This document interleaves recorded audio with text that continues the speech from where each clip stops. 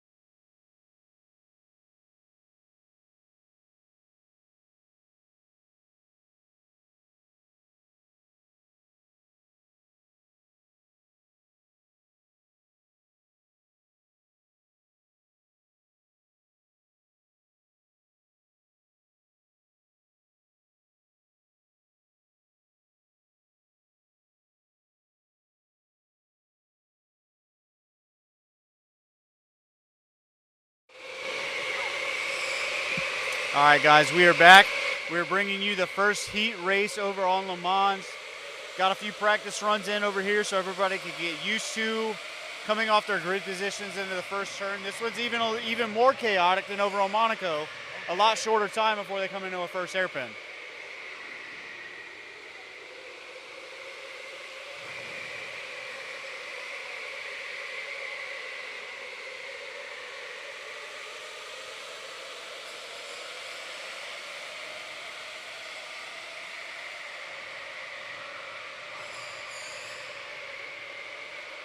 All right, so far everybody's been pretty calm, quiet.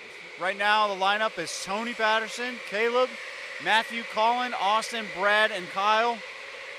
And again, everyone's staying pretty calm. Kyle's a little bit behind the pack. First and third are really close. Fourth, fifth, and sixth are really close.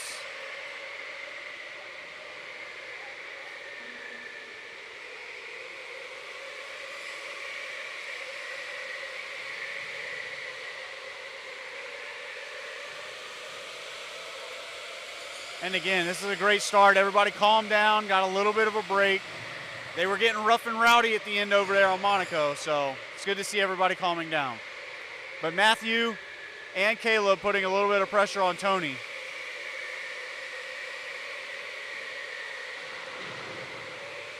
The pickle's out for blood today, I think. He did not have a good time over on Monaco, so maybe he'll have more fun over here on Le Mans.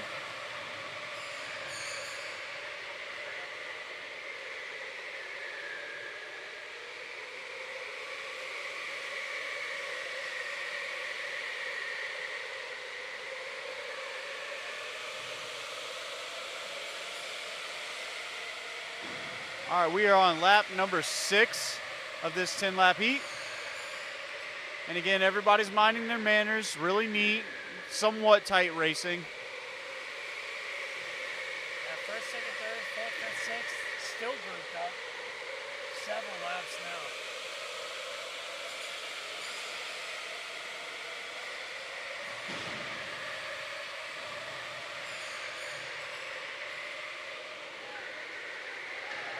Looks like Matthew might have something on Caleb here.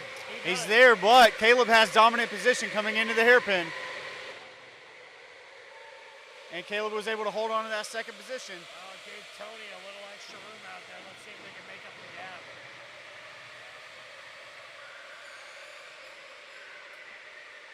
Talk.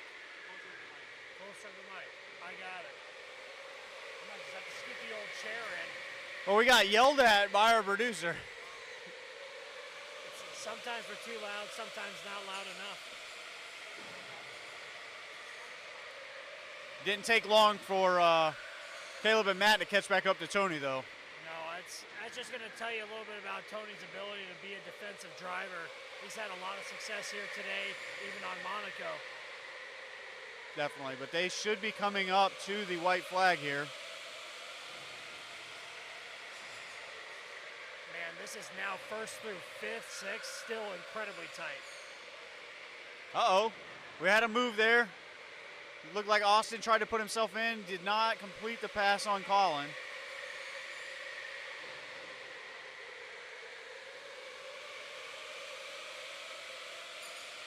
Yeah, Tony taking a really shallow line coming into the chicane. He is protecting very hard right now. They're pushing on him. They're pushing on him.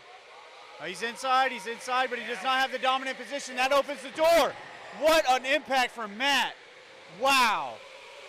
Caleb's going to lose a position. Matt's going to lose a position there. I'll have to take a look. I don't know. It didn't look clean coming through, but tough to say who's at fault there. There will definitely be a conversation, but I think Matt tried to drive it in there a little too hard and took the hairpin head on. Yeah, that's the problem with trying to take dominant position there on what feels like the inside turns to the outside coming into the final hairpin. And Caleb, I think, lucky he only lost one position. You could say the same for Matt as well. Definitely. Well, we'll see if Matt only lost one position. We'll see what the judges have to say about that finish, but extremely aggressive move. Colin really pulled it out there.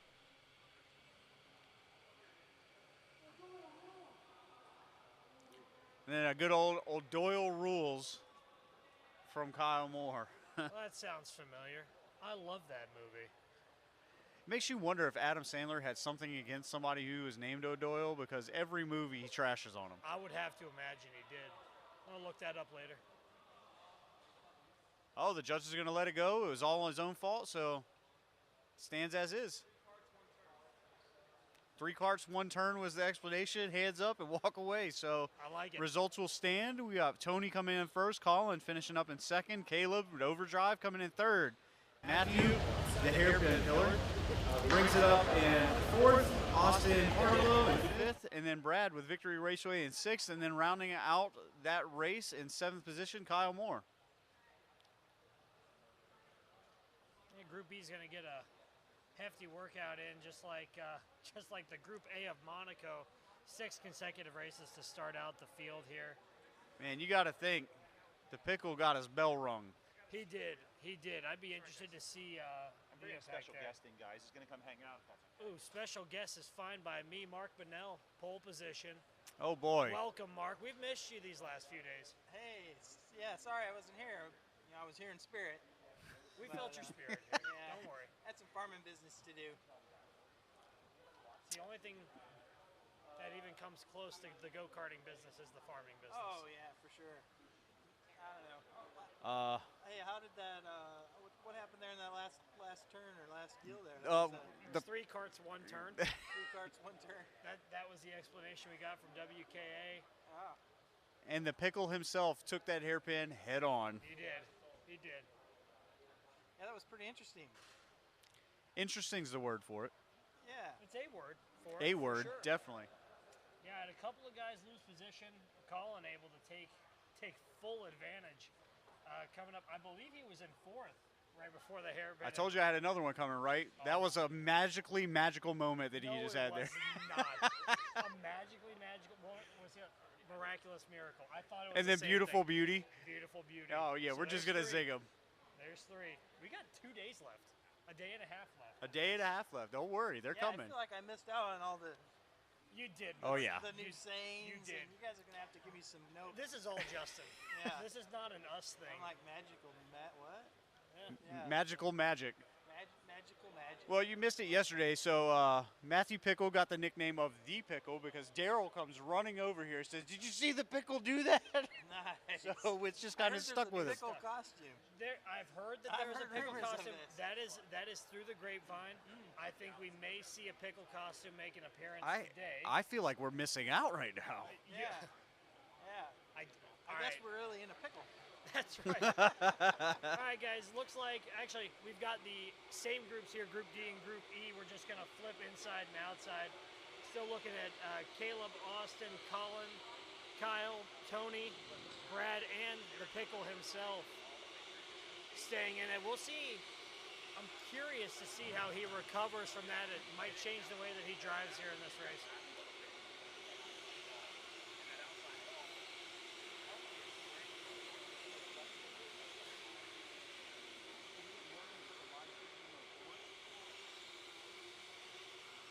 just amazed at how smooth everything's been running since I've been here.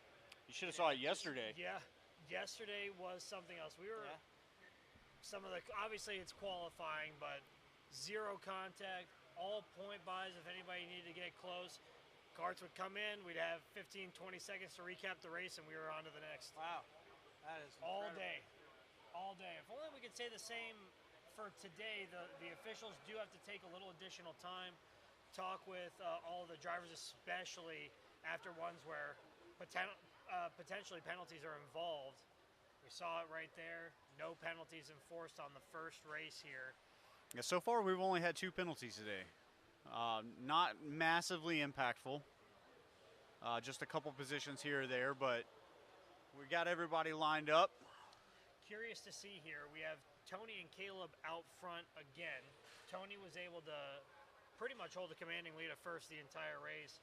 We'll see if Caleb has the opportunity now that he's lined up on the inside. Aaron, Jonathan, Brandon, CJ.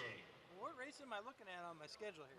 Well, you're not looking at any of those. That's the Monaco schedule. Oh, Here's well, the there you Lemans go. schedule. That's why I was like, I'm not seeing This is the second race of the day here, guys. Okay. On this side. This is our 22nd race of the day today. All When right. you come in part-time, you don't have the right stuff. Well, Did you see our new light setup we got this year? Oh, I like that. I know. like that. Very F1. yeah, this is giving me anxiety like crazy. It did look like Caleb got a really great start. Tony lagged immediately behind. Wow, that was a very neat hairpin. Came right into a single file line. Kyle being a little aggressive there. That's nice to see. We haven't seen Kyle have a ton of opportunity to be aggressive today. So seeing him here climbing up into the middle of the pack is good to see. He's definitely putting pressure on Colin back there, but Tony is also putting a lot of pressure on Caleb.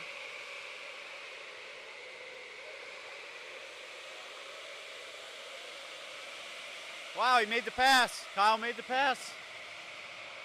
Fantastic.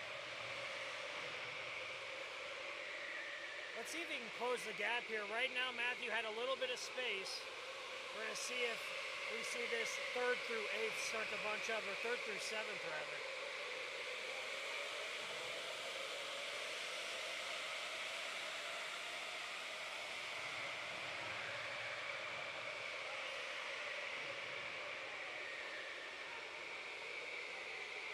Ooh, Matthew had to be on the brakes a little bit longer than he liked to that time. Tony had inside position. Tony was there, made the pass on Caleb. Let's see if that stands.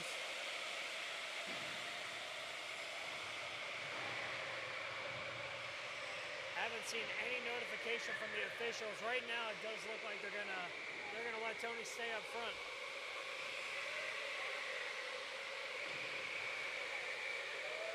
Caleb was that close to establishing and getting it back. Seems like all the action is going to happen on this straightaway back here.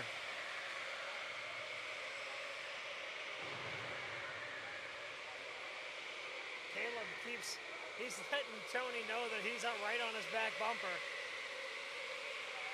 I think that's how Tony wants it. Tony's being very protective of his line now that he's taken the lead.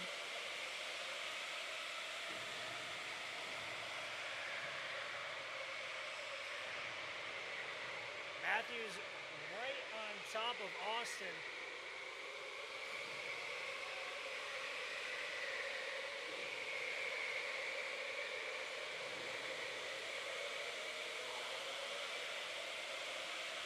Colin's on top of Kyle pretty good too. Kyle's holding 5th at the moment. We'll see for how long. Colin is right on him.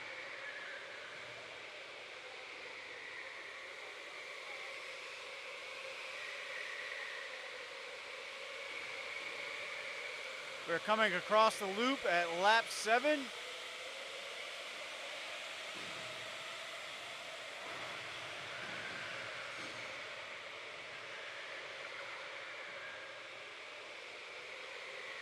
like how there's battles all through, top to bottom. You got 3 good battles there. Well, the only one not in the battle right now is Tony. He's taking a commanding lead. Yeah.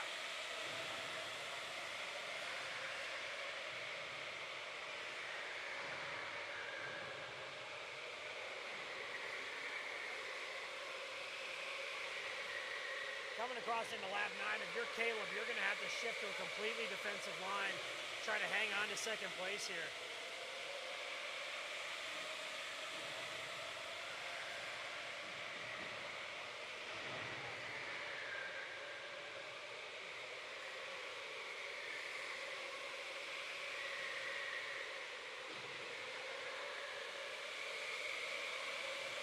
Looks like Colin's trying to make a move on Kyle, but Brad was there to try and take advantage of Colin, and the pass was not completed.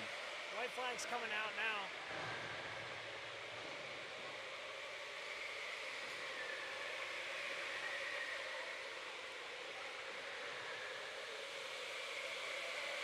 All right, Tony just took the white flag. Looks like Colin might be making a move on Kyle here. He's got the dominant position, and he is going to make a clean pass. Checkered flag is out.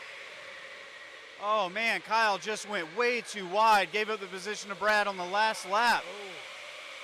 That's going to be something to look at here. Caleb and Austin came across the finish line almost side by side. It looks like Caleb was able to keep the position though. Or not. Looks like he gave it up. Nope. These results will stand. So we have Tony Patterson, Caleb, Austin, Matthew, Colin, Brad. That was Kyle there at the bottom. He did have 5th place there for a vast majority of the race, but gave up both positions in one lap. I was chatting with Caleb during the break.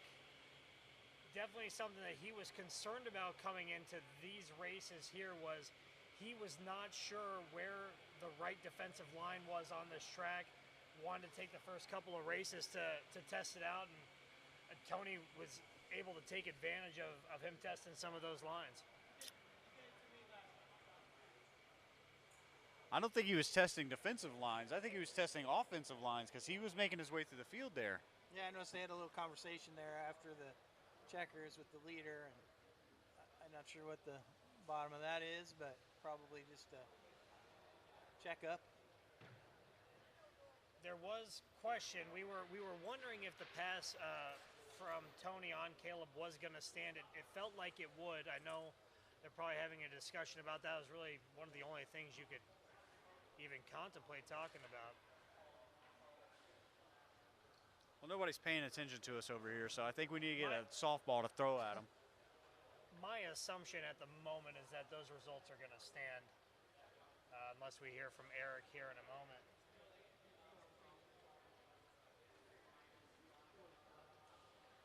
I think we're just having a little conversation just to, maybe clean it up as the races go on. But I didn't see anything that would indicate there was going to be any change.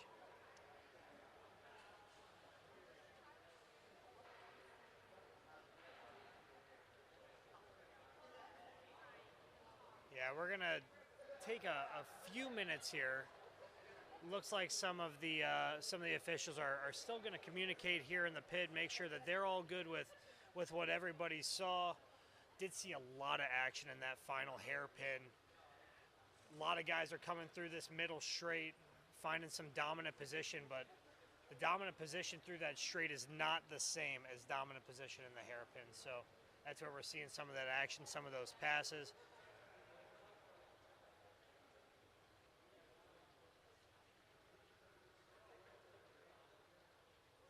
In case anybody's wondering, if you're local, you already know, it's raining here. But we wouldn't know.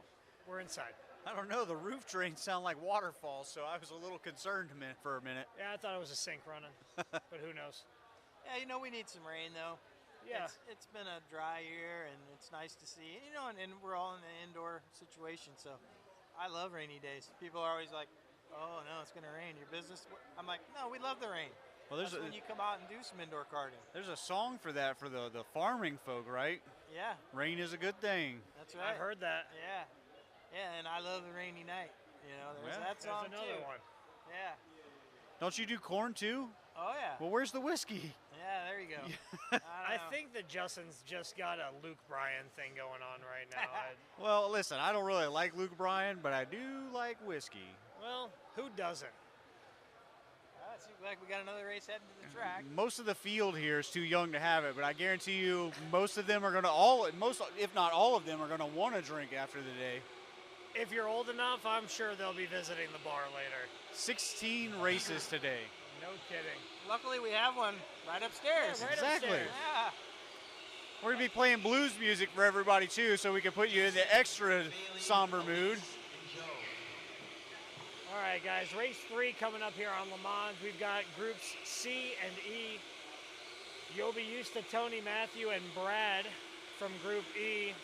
Bring it on for the first time on this track. We've got Aaron, Luke Ramos. We've got Jonathan. We've got Brandon and CJ. Hey, is the pickle in this race? The pickle Oh is my not goodness. Oh my. Is the pickle in this race? The pickle is in this race, and he's in the next 3 races. Daryl. Oh, Let's hey, go, pickle. there's the pickle. Let's go the pickle. He made his Let's show. go the pickle. He put The the pickle pickle on. The has pickle's been on. I mounted. want to be the honorary flag person for a race With the pickle with in the it. pickle suit. I was gonna say, why don't you go stand over there? We'll catch you on the This the is track amazing. Great cams. job, but we're rooting for the pickle. I bet I you bet are. I bet you are. would've guessed. Picklesburg. Hashtag pickle on the pole. Pickle on the pole. Yeah, Daryl's let the tag on it. If you guys, anybody works at the local Walmart here, make sure that you watch out for Daryl coming to return this thing after the tournament. Oh, Yeah, I heard he also does that. Like he has house parties. He goes and gets the best stereo from Target, and then he takes it back the next day. hey, there's nothing wrong with that. It's a cost-effective way to host a party. Exactly. Actually, probably not a bad idea. Hey, at least somebody knows they're getting a well-tested unit. That's right. You know, it never ceases to amaze me how many surprises we get during the AEKC, just out of the I did blue. not think I would have a pickle slide up behind Neither me did like I. that. I was Neither did surprised. I. I was surprised and borderline scared by Daryl even utilizing the nickname the pickle yesterday. I know, I Came have- out of nowhere. I have to tell you, the pickle had his visor too low and his goggles way off. I told him, I'm like, hey man, as a motocrosser, you got to get that straightened out. He has it straightened out now. Absolutely. His All right. visor's right, and his goggles are fake. Well, they tend to get a little disheveled when you run into walls. Yeah. Nice clean start. Already got a battle for the lead. I tell you what, it is a nice clean start, but that chicane barrier has taken a beating today so far.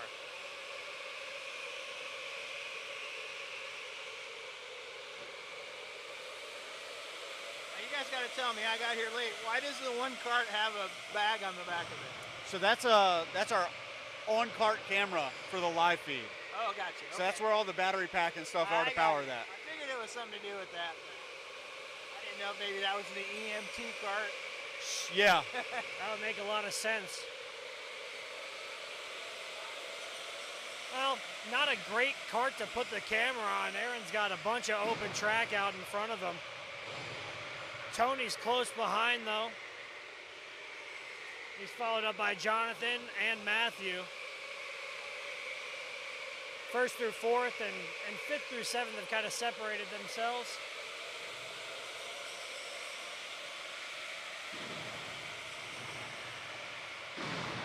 Ooh. It's my understanding you can hear that clear as day on the live stream. I imagine. It's pretty loud. We have plenty of track components on standby to repair it if needed. Yeah, you have to know that that's the case coming into today. I got my swag bag. All right, I'll see you guys. Yeah, I figured. I knew Save it till the last race. Mark was only here for what was benefiting him. The rest of us are here volunteering our time. Yeah. Oh, you didn't get paid? Are you getting paid? No, Is this one of no, those? no. Oh, okay. Okay, back to Oh my goodness, guys! Quick switch here. Justin's out. Donald is in. He had the to go booth. handle some IT stuff, guys. Well, what's the shock there? He's So he's what a I great IT tell you guy. what, I've been watching a little bit from upstairs. We definitely thought this track was going to be the action track, and so far it has been. It has been. We've seen more passing in terms of the front of the leaderboard here. We're only 3 races in. I think we've seen more passing between first and third than we did all day on Monaco. I think that the design of the track definitely leads story over here a little bit.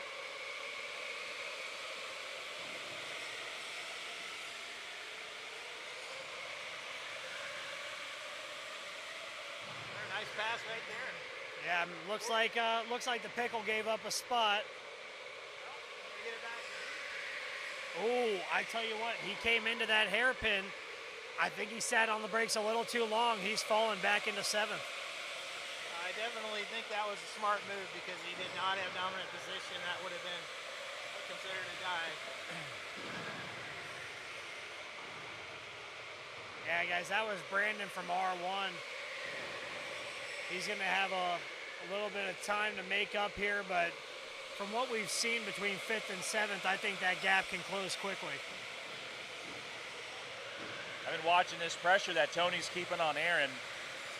Tony has kept a lot of pressure on, was in 2nd in the last race, was able to pass Caleb in the final hairpin, and no reason to think he can't do it again.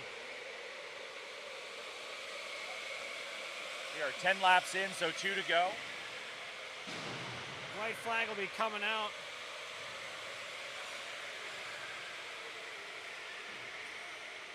Well, if Tony's going to make a move, it's going to be in these next few corners.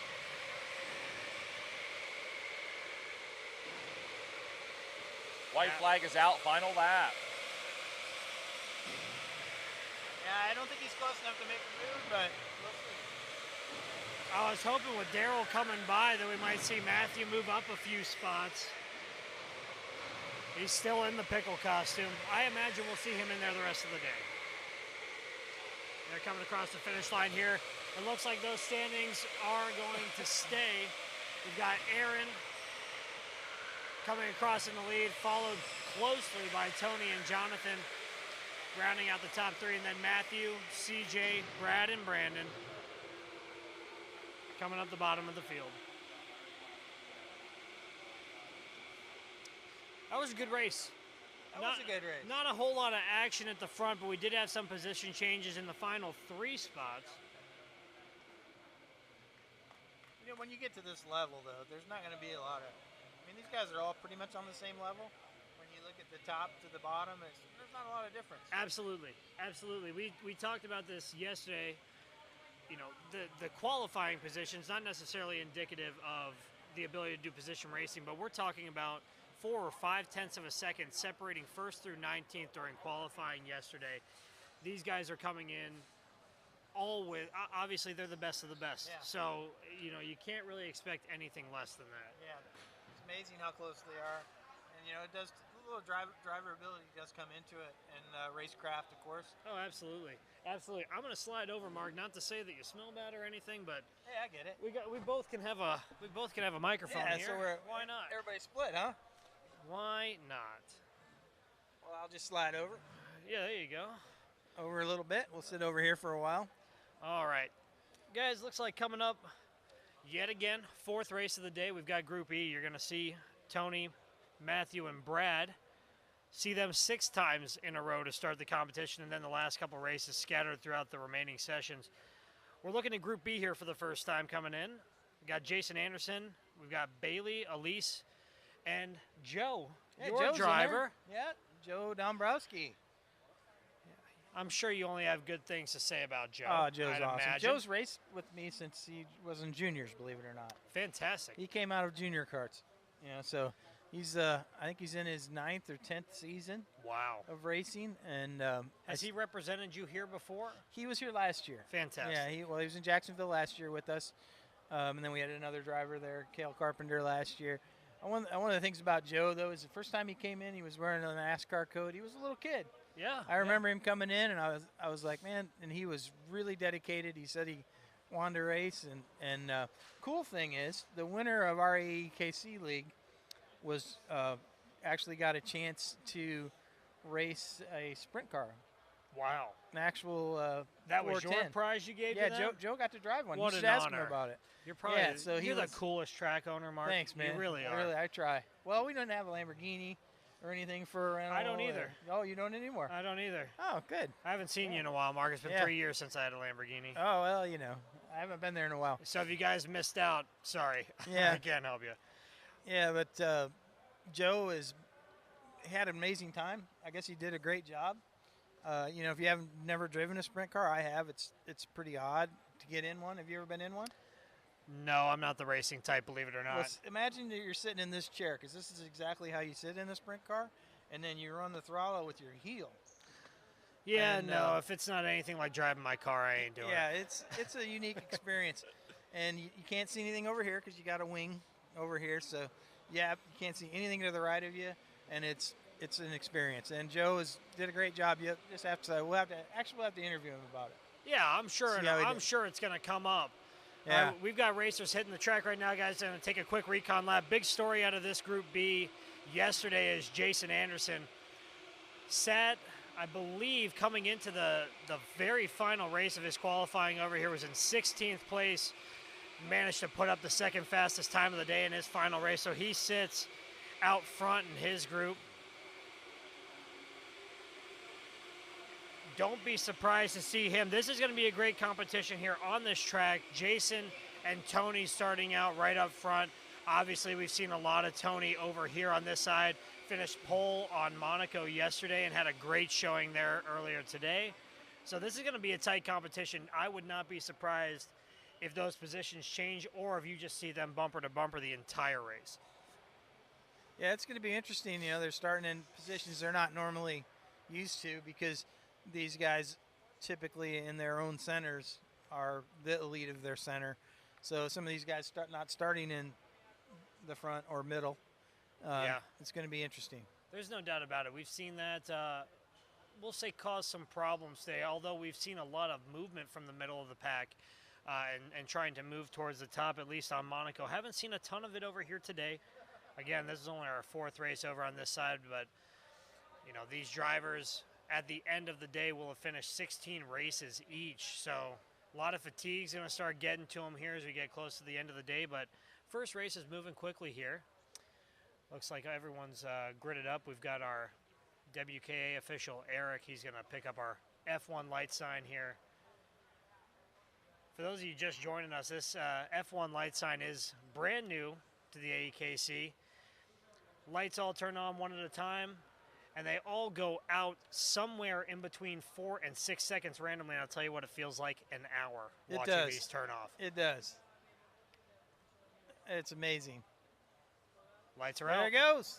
And we've got a clean And they're start from off. all the drivers here today. That's going to be Jason Anderson, it looks like, taking first position here.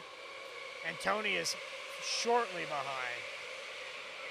Got some movement in the third That corner. looks like Elise may have tried to make a move here in that last hairpin, but wasn't able to get through. Matthew had closed the door on her.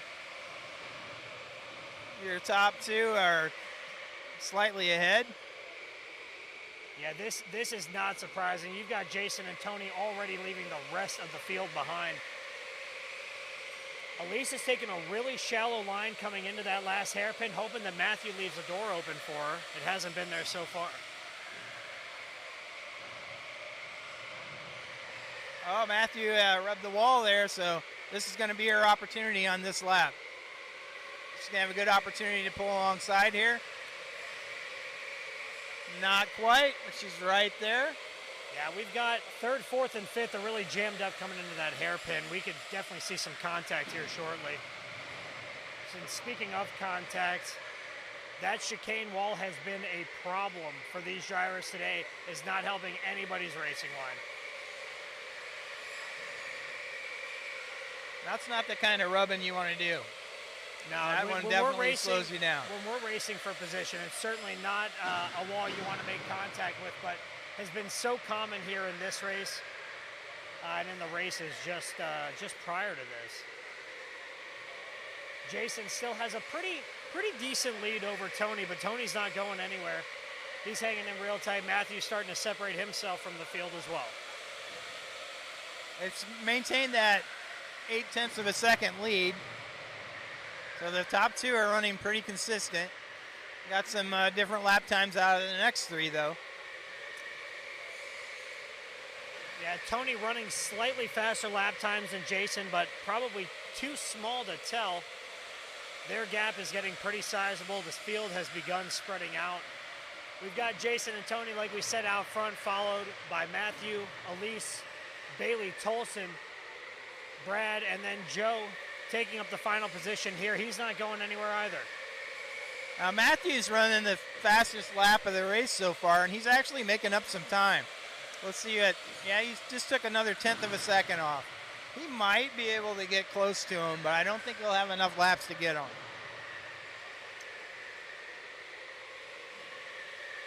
Needs a few clean corners and he'll catch up. Now that the field's started to spread out a little bit, we've started to see some really clean racing lines, and it looks like everybody's in the offensive right now. Nobody's close enough to need to be defensive.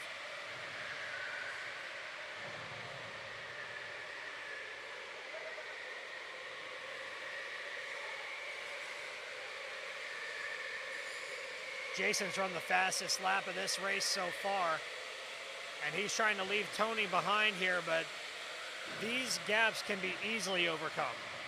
Yeah, that's for sure. Matthew's taking another 1/10 off. Well, he's one that Darrell wants you to watch out for. He's got a lot of faith in Matthew, and as he should. He's putting down some great times here and closing that gap on second. Yeah, I've noticed he's typically been, even when he's been last in the race, he's had the fastest lap time. I think experience will come as the weekend goes on. I think you'll see him start to move up through the field. Coming around to start lap 10 here. Next time these guys come around, we'll see the white flag come out. Right now, Jason with a commanding lead over Tony, and the gap between second and third is closing rapidly.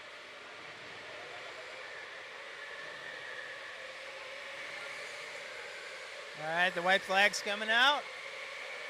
Jason takes that white flag, takes an outside line. He's going to protect it, run the inside. He's got enough of a lead. He doesn't really need to worry about it, but he's still going to protect that line. Barring anything weird happening here, it looks like these are the results that are going to stand. Very clean racing, no need for any passing or anything like that. And it will come across as follows. We've got Jason from Accelerate Milwaukee, followed by Tony. He's followed closely by Matthew in third place. And then we've got Elise, Bailey, Brad, and Joe rounding out the bottom of the field. That was a great race. That was a good race. At the beginning, Jason, Tony, and Matthew were all going at it, but probably somewhere, I don't know, 7-8 laps in, it started to really spread out, and Jason really made it his own, took a super aggressive racing line to keep the gap as large as possible, and he did just that. Yeah, his last few laps, he really had some nice clean laps.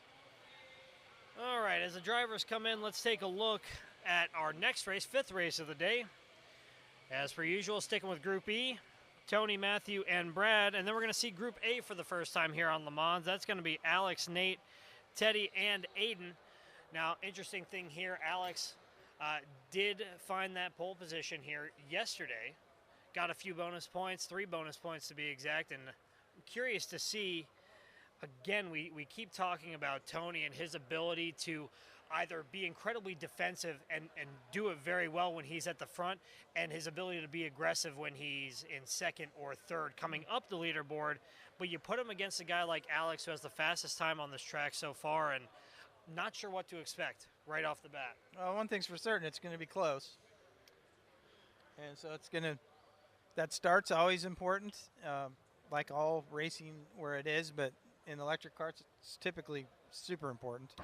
And I think if you can get a good start, I think they're going to see a good battle. Top 3. Yeah, we've also got Nate Groh coming out here. Now, Nate, at the moment, we believe is pretty heavy favorite. That's going to be a pun for our heavy class. He is the lightest driver out of the heavy class and has really put these guys on notice here, finishing in the top 10 and qualifying on both tracks. Wow. So he's definitely going to be a guy to watch. We saw him earlier out on Monaco, and any race that he was in first or second in terms of starting grid position, you could almost count on him coming in first. Wow. So I'm curious to see, being behind guys like Alex and Tony, I'm curious to see if we may see a third or fourth place driver start to make their way up through the field. I think if there's a group that's going to do it, it may be this one. It's going to be this one, yeah. I agree. I wasn't here yesterday, so I missed out on a lot of the racing, and I'm just getting a chance to see some of the drivers. I'm filling you in on the fly. I know. You're doing a good job. Thank you. Absolutely. I needed that encouragement. Absolutely. The facility is incredible as always. Staff has been amazing. You know, Oh, we yeah. got good sponsors. We just had our owners group meeting, and that was great. Got some great information, some things that are going to trickle down to our actual customers. One of them is the new app. Yeah, So- new app. That's exciting. Yeah, what is it called? Club? Yeah, Club Champion. Club Champion. It is in its very early stages right now, but we got a chance to take a look at it here during our owners meeting. So that's going to be for racers that visit any track that uses club speed, which all of our tracks here, Autobahns, Accelerates, pole Yep. positions. Yeah. Us at Overdrive, we've got Victory, all these other tracks that use club speed, and that's also going to apply. They're not here for this tournament, Right. but K1 1,700 locations. K1 is the biggest in the country, and they, if you've raced at any of these tracks, Club Speed, our sponsor, is developing a way that you can just pop your email in, it sends you a code, you Yep. log into it, and you can see your races, your times, your pro skill at any track that you use that email address on. So that's And fantastic. I also learned it'll show you all your fake names you put in. How about that? Yeah, any fake names? Apparently, my name is Frank Rizzo at some time. Is that right? Yeah. Yeah, Back apparently. in Turkey Boys, clear back to the apparently- 90s. Apparently, some of the guys back home used my email address for some test accounts. So yeah. I had Yeah. first found name some of those test, too. last name test, like Test, 8 test, times. Test. In my, yeah. Test 1, 2. One of mine was. Right. So yeah, I think that's a common thing. I think something that I'm a little disappointed by. It looks like Daryl has already taken off the pickle costume. Well, I mean, Probably got. you don't hot. want I to wear know. the pickle out. He was. He was trying to make sure that it stayed in good condition for when he turned it back into the store later this evening. Yeah, that's for sure. Didn't want to get too much use out of it. Yeah. We'll see how it goes for him. All right, guys, that recon lap is finished. Again, groups A and E in our 5th race here on Lemans, 25th race of the day. Looks like Eric's out there getting them lined up. Some last-minute conversation there, making sure everybody's in the right spots. Yeah, probably figuring out if they can slip the officials a 20 to change the results. I think they got rejected there. Yeah, I think so. All right, I heard the feet off the pedals. That's a good indication. That's a good indication. We're about yeah. ready to go. We are properly gridded up. Eric walking back again to the F1 light sign. That inside position is going to be pretty key here. Yeah, we've got Alex sitting in the inside position right now opposite Tony. All right, the lights are up. When the lights go out on this one, it's going to be interesting.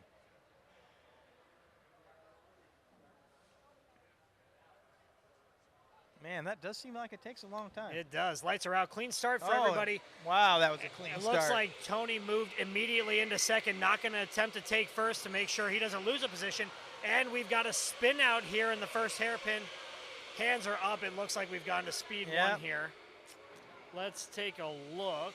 Somebody said, throw They're your gonna bring hands in the carts air. around, Hold on, we're back on. Yeah, I think, they're going to bring carts around to regrid. Okay. I'm going to take a look here and pull up my notes here. It looks like that was Teddy Oates. He did get spun out there, threw his hands up. Want to definitely recommend to any of the drivers or parents listening, we want to make sure that if there are any issues, definitely not to take both hands off the wheel and stop driving. We've seen that a couple of times where people actually lose additional positions for impacts that the officials do not decide to stop the race for and throw a caution. This one was so close to the start, though, it makes sense that we're going to regrid. But make sure, the officials are seeing everything. If you want to make it known, you can definitely throw your hand up, but don't recommend that you stop driving out on the track. Yeah, that's not safe, for one. And there is such a thing where you get the reputation, and we've had it in some of our leagues, and you get that reputation of doing that, and then they, it's the cry wolf syndrome. Absolutely. Absolutely. We definitely do. These officials, again, are best in the business. And it was right there. So we were looking good. Something I already know what's going to happen here. It looks like once Alex takes off here, it's Tony's intention to slide in right behind. Definitely don't want to ride side by side coming into this first double hairpin, we don't want to lose any position. And we're so close to this hairpin in the grid start that it looks like Tony's satisfied with second and trying to get that first position elsewhere on the track. And that's the reason you run back-to-back races where they flip the inside-outside, is to give everybody a fair chance at having the inside. And sometimes, you know, if a guy doesn't get a good start, that outside isn't a bad spot to be. Yeah, lights are out and another clean start. Let's see if we can get through the hairpin here. A little bit of rubbing, but nothing too bad, nothing too bad. All right, I think we're going to let that one go clean. And it looks like Aiden got jammed up a little bit in the back, but was able to hold his position. It's going to be Aiden and Brad in 6th and 7th. And a pretty tight showing here, 1st through 5th. We've got Alex from Autobahn Jessup out in the lead here. Tony closely behind, followed by Nate, Matthew, Teddy, Aiden, and Brad. Well, looks like we just got a buffet wristband. I didn't need anybody to know that I'm going to the buffet. Buffet! Are you going to buff A or buff B? That's a great question. I heard buffet was the only one open today. I think I'm going to try buff B. Let's see. All right, we got a good battle going here. Looks like Tony's going to try to break in. He's going. Oh, he went for that position, didn't quite get it. Got a little swap going on back there, 3rd, 4th, and 5th. A little dominant position by the 5th place driver, and he gives it back up. Yeah, it looks like Matthew was able to hold his position in 4th, following Nate, as we talked about earlier, from High Voltage. He's in 3rd. The field in 1st and 2nd has started to separate themselves and to see if Nate can close the gap here. Very solid field, top to bottom. It looks like Aiden did give up a position to Brad here, and they had some contact here. It looked like Aiden, from my perspective, had dominant position on Brad, but that's up to the officials to decide. Tough to tell from the booth here. Yeah, we saw the no bumping sign, so that's a good indication they're watching. Yeah, over on this track today, we have seen more use of the no bumping sign than we have anywhere else. You know, when I first started racing, I just thought they always held that out. No, that's just because you didn't know how to drive, Mark. Okay. They don't do that for everybody. It took like a month after that. I was like, oh, it's not always out. I get it. Oh, it's going to come out again, I think. Yeah, it looks like Matthew's putting a lot of pressure on Nate. We have seen him in the last couple of races able to close those gaps. They're going to come past the grid bumper to bumper. All right, he's tucking to the outside, going to try to go back to the inside. Wouldn't be surprised if you see a pass here. Very close, very close. Definitely want to avoid the dive bomb. That is strictly prohibited here by the WKA. And it looks like we've got 3 separate races here between 1st and 2nd, 3rd, 4th, and 5th, and 6th and 7th are sitting in their own 3 groups here. Wow, there's some exciting racing right now. And we're about 2/3 of the way through here, coming into lap 9. Still got Alex and Tony out front, followed by Nate, Matthew, and Teddy, with Aiden and Brad in their own group here, battling for 6th place. Nate needs to hold that line and not let the constant pushing get him off track. Yeah, I think coming into these final 2 laps here, we're about to get the white flag here, but if I'm Nate, I'm focusing on a full defensive line. Yeah. Alex and Tony are way too far out there with 1 lap remaining. The goal here is going to be to hold on to that 3rd position. Yep, stay on that 3rd podium spot. He's looking behind him, so you know that's some concern. White flag's out. Here comes the block. Yeah, Nate definitely threw a block in going into that corner. Yeah, Alex has started taking a real defensive line here, just making sure Tony doesn't try anything. And it looks like he wasn't able to. It looks like Alex is going to come across here in 1st, followed by Tony. And we've got Nate, Matthew, Teddy, and Aiden. Aiden was able to take back that 6th position from Brad here right at the last second. Every point counts, so that was a definitely good move. No, absolutely. quick recap. I know we just talked about it. Alex from Audubon just been first, followed by Tony, the home track driver here at Accelerate Mokina, followed by Nate from High Voltage, Matthew from Three Rivers, Teddy from Audubon Birmingham, Aiden from Audubon Memphis, and Brad from Victory Raceway. Good job. Tony getting a lot of love here from the hometown faithful here. Yeah. You know what I've noticed here? A lot of parents here, a lot of additional spectators. I know R1 has a lot of spectators out here today, but a lot of camaraderie for the other drivers where we're kind of crossing boundaries here, right? Where parents of other drivers we're fist bumping, we're applauding. It has been a great group here so far. We were a little bit concerned coming into the position racing that might see tempers flare a little bit, might see some pretty aggressive driving, and it really has been, at least at this moment, the exact opposite. So that's refreshing to see. Yeah, it is. It's really good, you know, to see that it is kind of like a family. We've got some new people. We've got some return people. You know, they've already spent a couple days together. Some people came in on Tuesday, and most arrived here on Wednesday. And what's today, Friday? Friday. Yeah, so Friday. They've been together a couple there's days. Been drivers that have been here much longer than that. I'm looking at one right now. And I see Elise standing over there. I heard she's been here for like the last 10 days. Wow. Putting in probably races. Getting some extra races in. Nah, it's probably good. I tell you what, when you're coming from a track that you're unfamiliar with, obviously drivers like Elise were the hometown driver in Jacksonville last year. So making sure that you get a feel for the track, that you get a feel for the Super Legeros. We have 2 Audubon tracks, and I believe it's just us at Overdrive. I don't think anybody else has SLs at the moment, so big learning curve for a lot of these drivers. But they got in here, like you said, earlier this week, just to make sure that they got a feel for the track. Even Tony, the hometown driver here, we're racing all in reverse, which is different from last year. Yeah. No forward direction driving, so everybody had a learning curve to get to. But like I said, as we get into these position races, seen a lot of clean driving, a lot of great camaraderie. What do you think of the new karts? Have you had a chance to drive them? Do you have them at your center, you said? I do, yep. I've got the SLs at our track, and if you guys are track owners, we just talked about the SLs in our owners meeting today. Definitely worth So when the you look. say SL, explain what that means. Super Leggero. Super Leggero. It's so much easier. I drove one last year here. Yes. And I'm really impressed with it. It's a little shorter. Yeah. I think what we've seen, we talked about this briefly. As from a track owner's perspective, obviously from the customer perspective, the shorter wheelbase, they're very responsive. They're very fast out of the corners. That's fantastic. From an owner's perspective or a business perspective, we have seen a lot of our safety concerns start to go away where we may have seen people spin out and become a hazard on the track. We just see the karts handled with incredibly tight turn radius.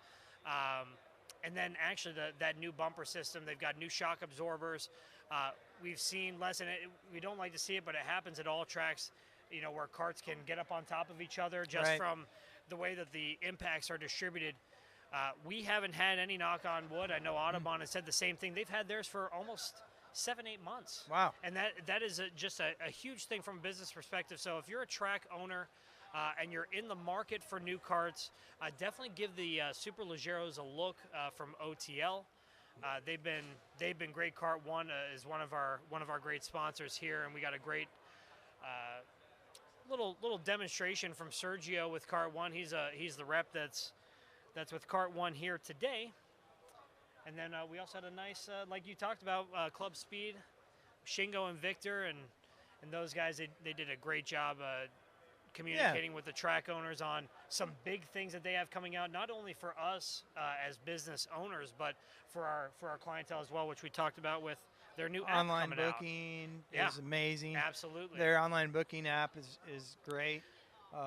You know, one of the things that's really going to be good for us and for our customers is coming in a few months, we'll have the ability to actually have member pricing as online reservations. Because that's been one of my things is, you know, we have memberships and offer a little better pricing, and our members aren't available to take advantage of that online booking because you can only have one price in there. And so that's coming down the road, so we'll be able to have multi-price points. Customers are going to love it, and I just can't wait to get that going. Absolutely. All right, what's our lineup here? We've got drivers coming back out on the track. If you've gotten used to seeing Group E with Tony, Matthew, and Brad, this is the last time you'll see them here for a hot minute. They're going to be facing off for a second time in the first 6 races against Group C. That's going to be Aaron, Jonathan, Brandon, and CJ. This was a tight race the last time they came out. We saw them in race 3. We are now in race 6 here on Le Mans. They're getting a quick recon lap in. I think one of the things you got to watch out for here is Aaron.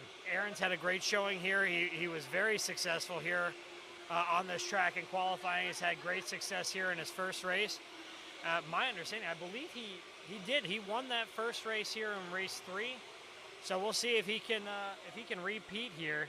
They're going to be starting on the opposite side. I think we're going to find Tony starting on the inside. And again, Tony, a very dangerous driver in first place, can be aggressive when he needs to, but also has the ability, if he feels the pressure, changes to a very, very defensive line and really holds the other drivers at bay. Yeah, that's mixing it up does help. Yeah, it looks like upcoming races, we're going to see Group C hang out here for a while for the 2 races to follow here as they face off against Group D in both of the following. Oh, hey, Justin. Howdy. Scared me. Didn't even see you there.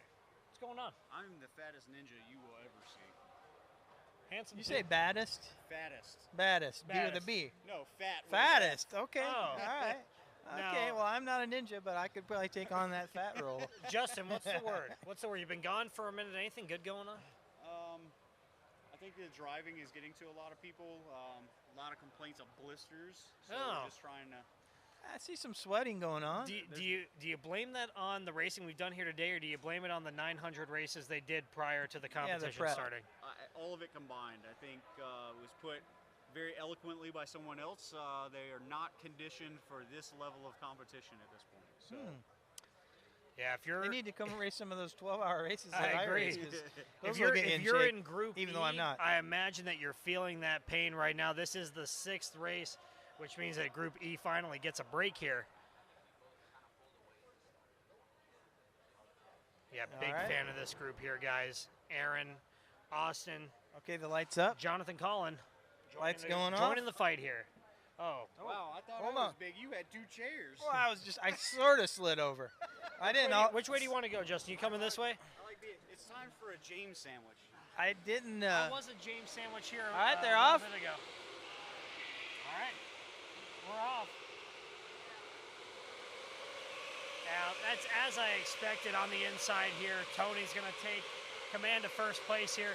What we've noticed here, Justin, I don't know if you've seen this as well, the guy sitting on the outside lane in the 2nd position is immediately falling into 2nd, trying to make sure that they don't lose any positions coming into the first hairpin. Yeah, you don't want to get freight trained.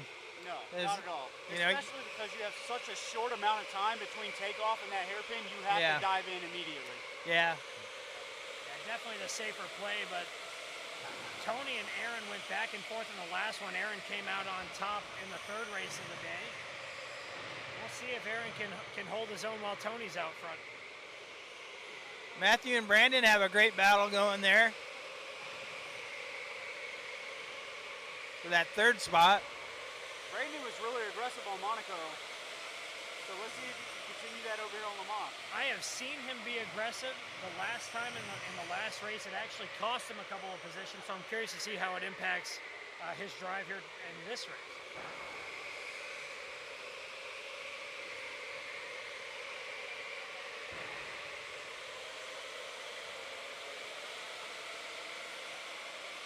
Looks like they're holding their positions pretty much front to back. Yeah, definitely watch out for Brandon here. He's right on top of Matthew coming through this hairpin. Yeah. Yeah, I would suspect a move's going to happen here in the next couple laps. He's kind of putting himself in a position to be back just enough to get that speed going into a corner, because you can't really make a pass if you're too close sometimes. Sounds counterproductive, but it's really the truth. Like right there was an opportunity he had to pass, and he was too close and ran into him.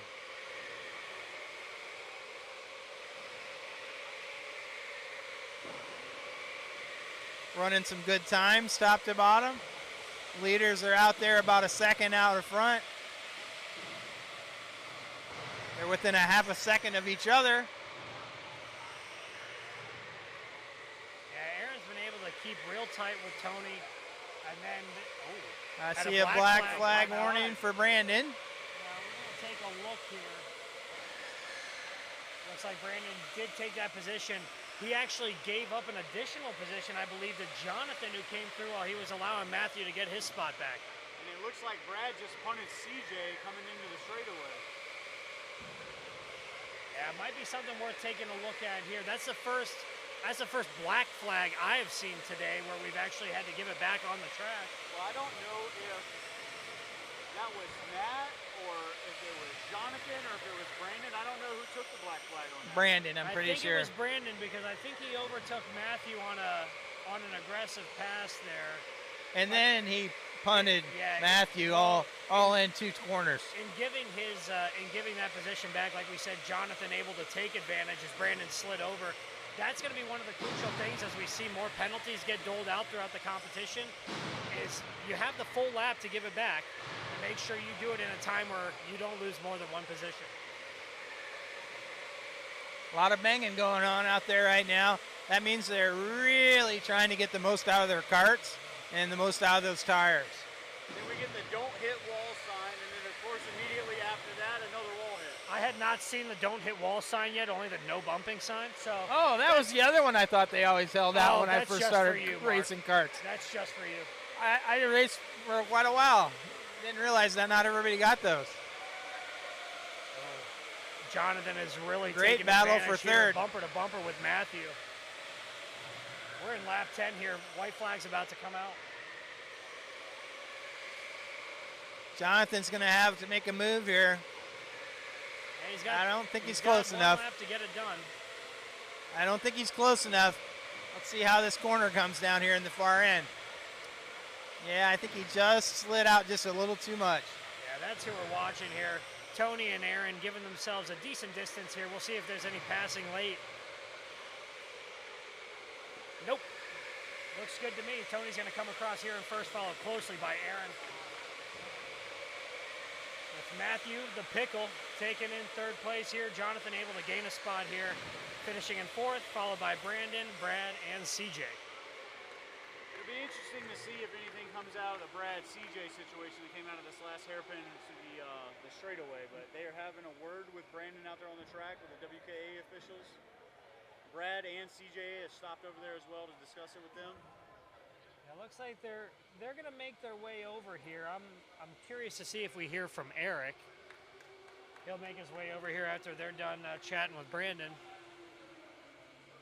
It seemed like it was understood. It seemed like Brandon agreed with the flag. Sometimes you'll see drivers not give it back, not thinking the flag is intended for them. That was not the case here. I think just gave it back in just a poor spot. WKA is over here right now to let us know what they got going on. Not hiding from us this time. No, let's see if he puts the blinders up when he walks by. He may just want to talk with Dakota and not us. Nope. We need a squirt gun. Ooh, that's fancy. Under review, and as Eric put it, for a lot. He's had some great quotes here late. I know, I like them. Really great quotes. I take back here. the squirt gun remark now. Yeah.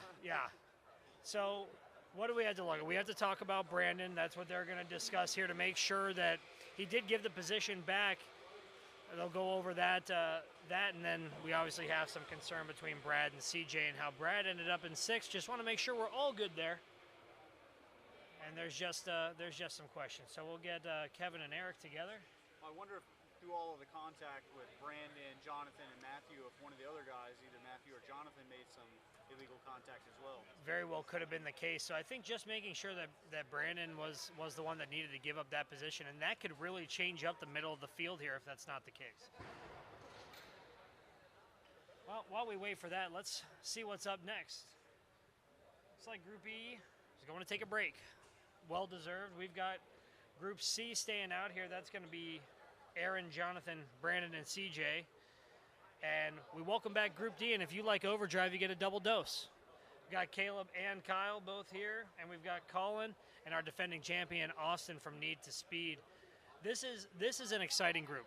Caleb's held his own here on Le Mans so far, but you can't discount guys starting in those third and fourth positions, guys like Jonathan and Austin, who are both more than capable of moving the field. Race, please report to the pit area. Drivers from the previous race, report to the pit area. Well, that's new. They'll probably take Group C out of their carts. They are due up next, but we're involved in We're going to have a little chat, those incidents. Yeah, let's get some clarification. You know what's actually caught my eye here late between races is Donald with the camera.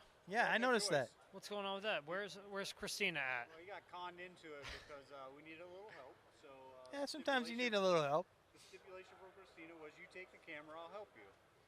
Well, it's all give and take, isn't it? Sure. It looks like actually, thank God Emil's here because it didn't look like Donald knew which end of the camera to point. I think you had to show him how to turn it on. I see the sweat beating off of Emil's face over there. It's not a cookie. This is the on button. Take the lens cap off now. I did notice that he's about to get blinded by the flash on this thing. Army instructions. Point this in towards enemy. There you go. Oh, look at that. We got some great pictures coming on over here. If only you guys could see us. Oh, I think yeah. we've got next racers up on the board. Now he's salsaing. Look at it, yeah. Cracking up back here in the booth. I see Daryl coming in. The pickle costume is off, which is a shame, by the way. Did you put it back in the case? You still got the receipt? He for took that it thing? back. Oh, he's got the receipt still, tagging everything. Matthew. Now, we'll just get your brief thought. 6 races in a row. How does that feel? He's dead. He's dead. You get one. You got a 4-race gap, and you're back at it. But luckily, you got a nice gap in between the remainder. Get a little break. Thank you, Daryl. I wish I could hear what they're talking about out there. I wish I could hear it too. Maybe if only that picture camera had audio. Or we can do rob, I hit him. Rob, wall. Yeah, this would be a great one of those misread lip reading Bad lip reading. sessions. Yeah. I see Eric just saying over and over 3 carts, 1 turn. Oh, the wave. I don't know what that means. We got the wave. Kevin Williams. Thank you, Kevin. That Kevin. Kevin doing a great job today. Him and his entire crew. You know, they've again. Yeah. We can't say it enough. These guys have been a very welcome and much needed addition to this tournament. And you know, from talking with Kevin and Eric, they love this stuff. This is why they do what they do. Oh, Eric's coming over. Well, talk to me, Eric. After all that, results are going to stand. Results are going to stand. How about that? Thank you very much, Eric. Guys, results are going to stand. Let's go back over those here. We might need to take a look. But I don't see the bottom, Justin. Are we missing one? No? No. All right. So I do this for a living. I know you do. Don't we all, kind of? You do. Yeah. You're more the IT guy than me.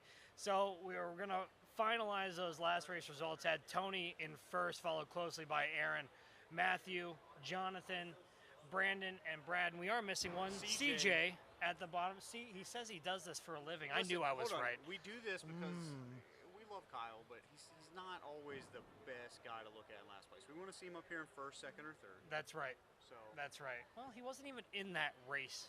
We might see if it's a problem today custom in this development. race. Custom development just for Kyle. Well, Kyle's the racer's champion. He is. You can't the take racers that champion, away. The people's champion.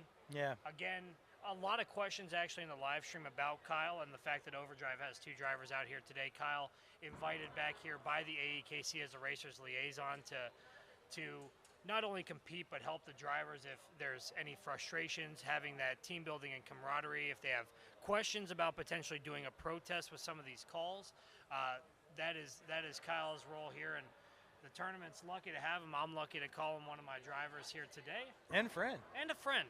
Yeah. Great friend. We really wanted to have a driver liaison this year because we upped the protest fee from $50 to $250 and wanted to make sure the drivers understood that this is a good protest or you're just throwing your money down the drain. Right. So who best to get that across to another driver other than a fellow competitor? Kyle's struggled here today. We haven't talked much about him. He is starting at the bottom. Lemans, not his track in qualifying, and we'll see if he can gain some positions here. Again, all groups staying together, so you're going to see Kyle and Caleb racing together, opposite ends of the field here. Caleb's had a really strong weekend, so I think for his first outing in the AEKC, he's made a name for himself. Yeah. Gained a lot of respect. We are curious to see. I'm curious to see as we get into our leagues here in the coming year if Caleb may just turn into another Kyle and get 2 or 3 championships under his belt. But it remains to be seen. We've got, looks like Caleb on the inside here, lined up with Aaron on the outside. And if history has taught us anything, it's that Aaron is definitely going to find his way into that second position immediately and try to get back into first at a different spot on the track. That's if Austin doesn't have a great start and close that door on him early. That's true. We have yet to see that today, but it is early on this track here. So we definitely could see that. It looks like everybody properly gridded up. Eric's on his way to the F1 light sign, which I love, by the way. I can't stress that enough. I do too. Yeah, that's an option in Club Speed. I've heard that. Yeah, you can set one screen up with an F1 starting grid, you know, so. That would have been good to know. Well, just with everybody running backwards, it wouldn't have worked for us. No, I know. Well, It won't there you work go. here. I'm Yeah. telling at your Yeah, track. Mark, it wouldn't have worked. It wouldn't work here because you don't have 19 TVs around the track That's fair like too. I do. But I could do it, All right, lights but I are don't have the on. scoreboards. I took the I'm gonna take a scoreboards break down and while put we wait to TVs turn up. these off. And there we go. And there they go. Clean start. Good luck with clean starts on this track so far. Yeah, it has been really a nice change from what I'm used to. You know, we haven't seen is any first place competitor really take off with the competition without somebody right on their heels. Wow, they're really spread First, out. second, and third have gotten into an early lead.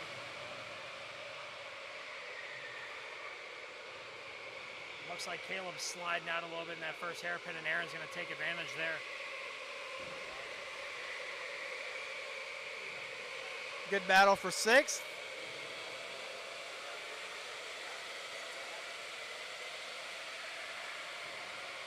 Well, as they come across the line, first we've got Caleb up front, followed closely by Aaron and Austin. Then Jonathan, Colin, Brandon, CJ, and Kyle rounding out the back of the field.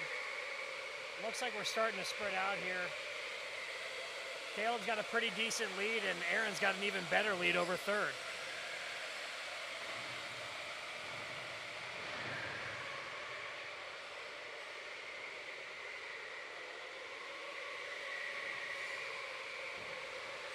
Jonathan's putting a lot of pressure on Austin right there for the third position. It's really the close battle that we have right now. Yeah, Jonathan's been really impressive, was able to gain a position in the last race. And I think he's looking to do it again. Caleb and Aaron are doing a good job separating themselves from the field. I think both able to drive really aggressive lines and trying to just widen the gap. Third, fourth, and fifth. You could throw a blanket over them. Don't hit wall sign coming out. I don't think anybody listens to that. Oh, there you go. Yeah, I don't think they're hitting him on purpose. No, I don't think it's in anybody's best interest, but when you're trying to really find that tight racing line and get as fast as you can, it tends to happen.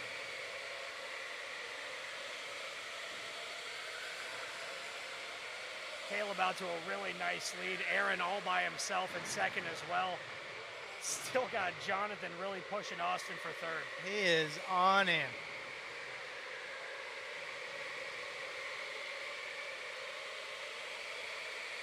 About halfway through here, lap 6.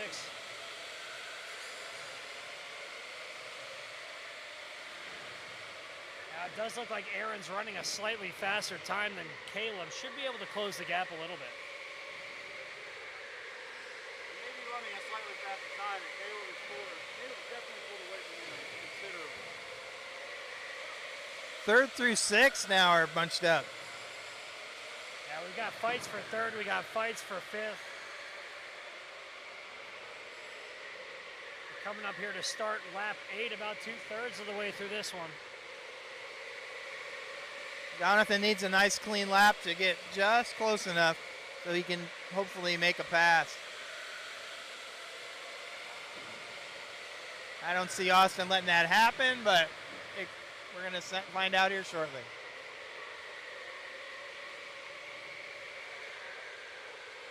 I'm interested to see here. We're getting that 5th and 6th place starting to creep up on 3rd and 4th as they try to battle it out. don't think they have enough time to really make anything happen yet. Yeah, I think we're really going to need to see something from Jonathan to make something happen here. Little contact there, nothing too crazy.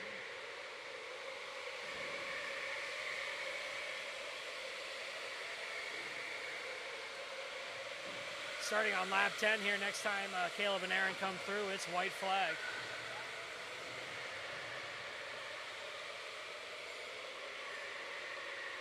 That white flag's coming out.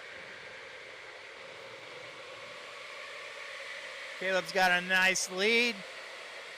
Aaron's holding down second, and the next two are pretty close. I think we're going to finish in the order that we're in. Might be some last lap dive. White 10th flag's here. going away, checkered flag's coming out. It looks like Caleb's going to handily win this one. Followed by Aaron. Let's see if there's any passing late. I didn't see any. It looks like it's going to stand. We've got Austin, Jonathan, Colin, followed by Brandon, CJ, and Kyle.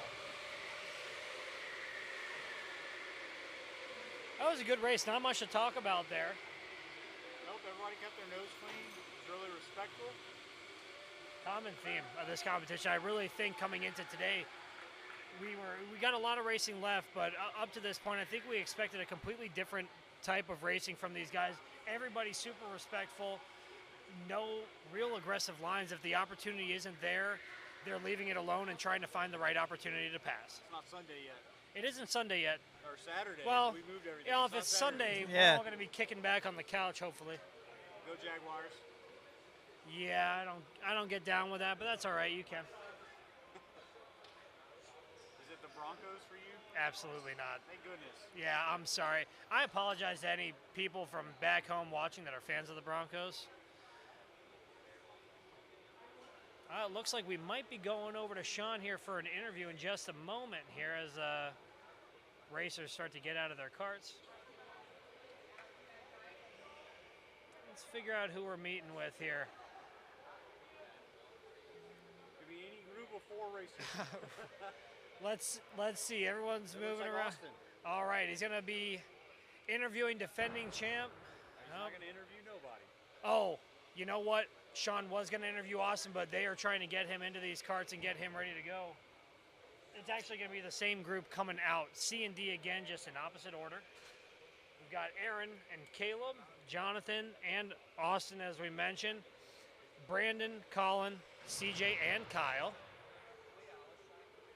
Group C and D again. This is going to be our 8th race over on Lemans, and if you can believe it, 28th race of the day today. Can you believe it?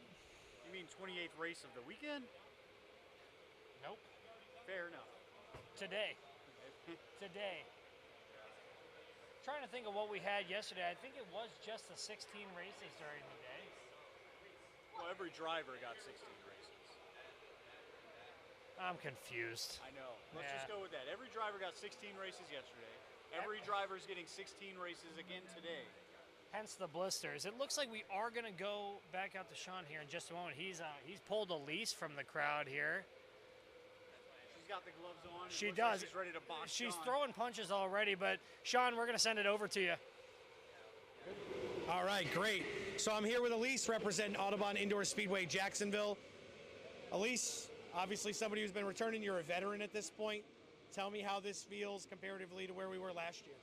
Well, last year we had maybe 50 people, and this year it's only 19. And I feel like our family here already. Everyone's so nice. Everyone's so supportive. Everyone's just really there for each other. All the respect is there. There's been some bumping, little pushing, little shoving, nothing crazy. You're right, though. I've seen definitely a difference in the camaraderie and how this batch of racers is versus last year. Last year was fine. We just had a few more, probably a lot more people, so things got heated. I love that camaraderie. Is it helping the racing? You think it's hurting the racing a little bit? People going easy on each other? I think it's going a little bit easy. There's definitely a lot of competition and stuff, but I think everyone has respect for each other, and I think we're all doing great, and we're all getting good times. We're here to have fun. We've seen you racing, obviously, a lot. I know you felt good at some points, not so good at other points. I thought I saw you throw your gloves over at one of my guys over here. I don't know if it was in frustration, you were trying to give him a piece of memorabilia that's going to be worth money inevitably one day. Which one was it? It was just frustration. We have good days, we have bad days, but you know, if we just take the time just to think back and just think that we're just here for a good time and don't get in that mindset. Just have fun and just do the best you can. Well, we really appreciate you stopping by. You've been doing great. We wish you obviously the best of luck going forward. You know, you're the singular most important racer to all the women out there that love racing. You're representing all of them here. We love it. We appreciate it. We support you. And thanks for stopping by. Thank you. Back to you guys in the booth. Thank you. All right, guys, we are back. All the drivers are getting seated in their carts, getting ready and turned on. Dakota's walking down the lanes right now, making sure everyone's in the correct cart. And our producer, Emil, wants me to eat the microphone. Oh, that's perfect, he said. Fantastic. Emil, we don't have enough microphones over here. We've only said it 7 times a day. Me and Justin I like Justin, but we're a little close. Yeah, and after lunch, the breath kind of gets funky. That's true. I didn't bring a toothbrush here.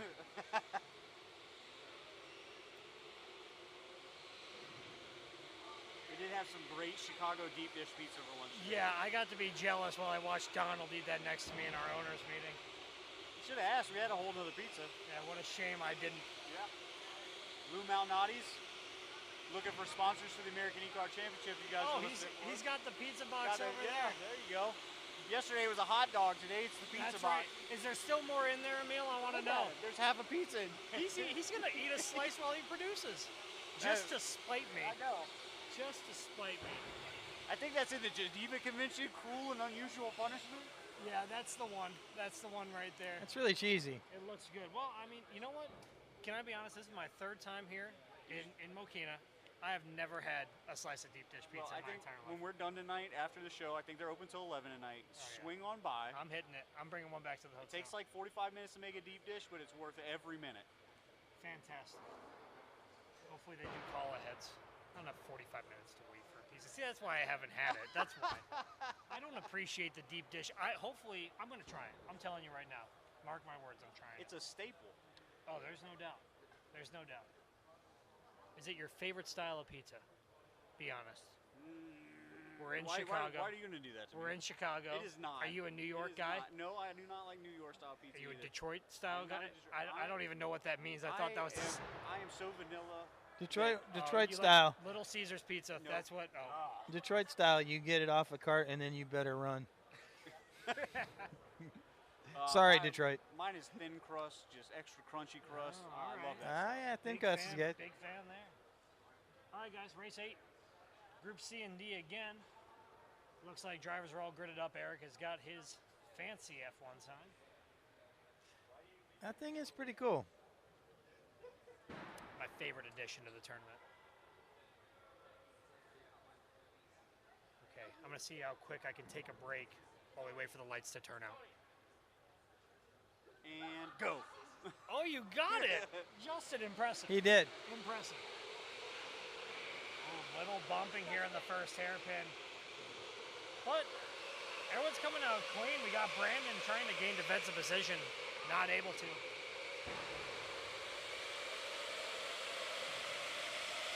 Wow.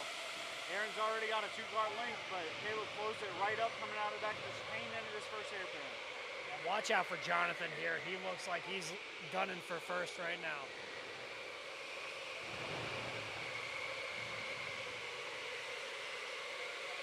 You know, it looks to me Austin, the ever-professional, is out here racing with golfing gloves. Is that right? That's what it looks like to me. We might have to talk to him after this. I'm Tiger Woods. I'm Tiger Woods.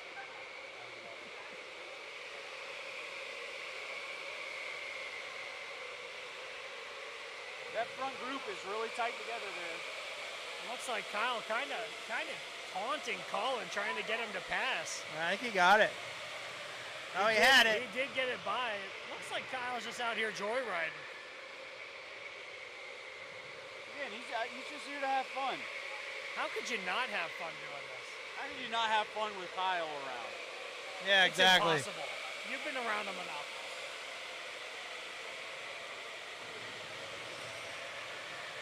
Boy, that top group of 4 is really checked out.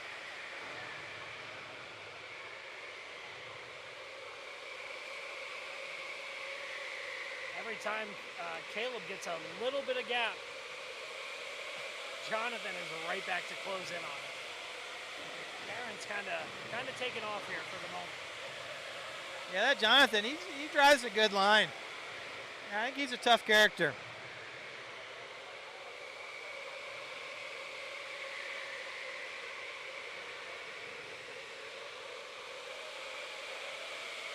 You can never count out the defending champ. No. He's been pretty solid. You would be naive to say that Austin is anywhere near out of this race. Definitely. It's only day 1 of position racing. We still have some pre-finals, the finals tomorrow. There's a lot of racing still left in you guys. Then they have a blindfold race tomorrow too, where they're all blindfolded. I like what you're thinking. I like that. I'll pick up what you're throwing down. I bet you they hit that back chicane wall just as often. I don't think they even make it to the back chicane wall. We used to do those at our racetrack. I'll tell you about it when it's less I busy. appreciate it. That's why Mark is a dangerous guy, but he runs a tight operation. Listen, are you having fun if it's not dangerous? No. There you go. Really impressed by, Look at how close they are. Jonathan and Austin. It looks like Jonathan was able to make the pass on Austin. Yep.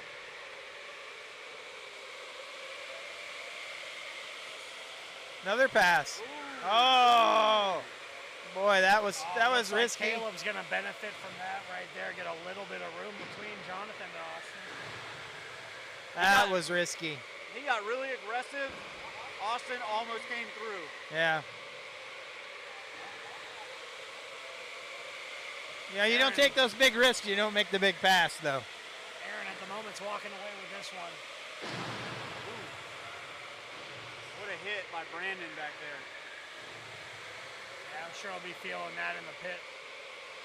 Oh, no surprise there. The don't hit wall sign has made yet another appearance. We've seen way more impacts with the walls than we have between carts. White flag should be coming out. And it is. Nice, solid lead. 2 seconds almost. You don't see that very often.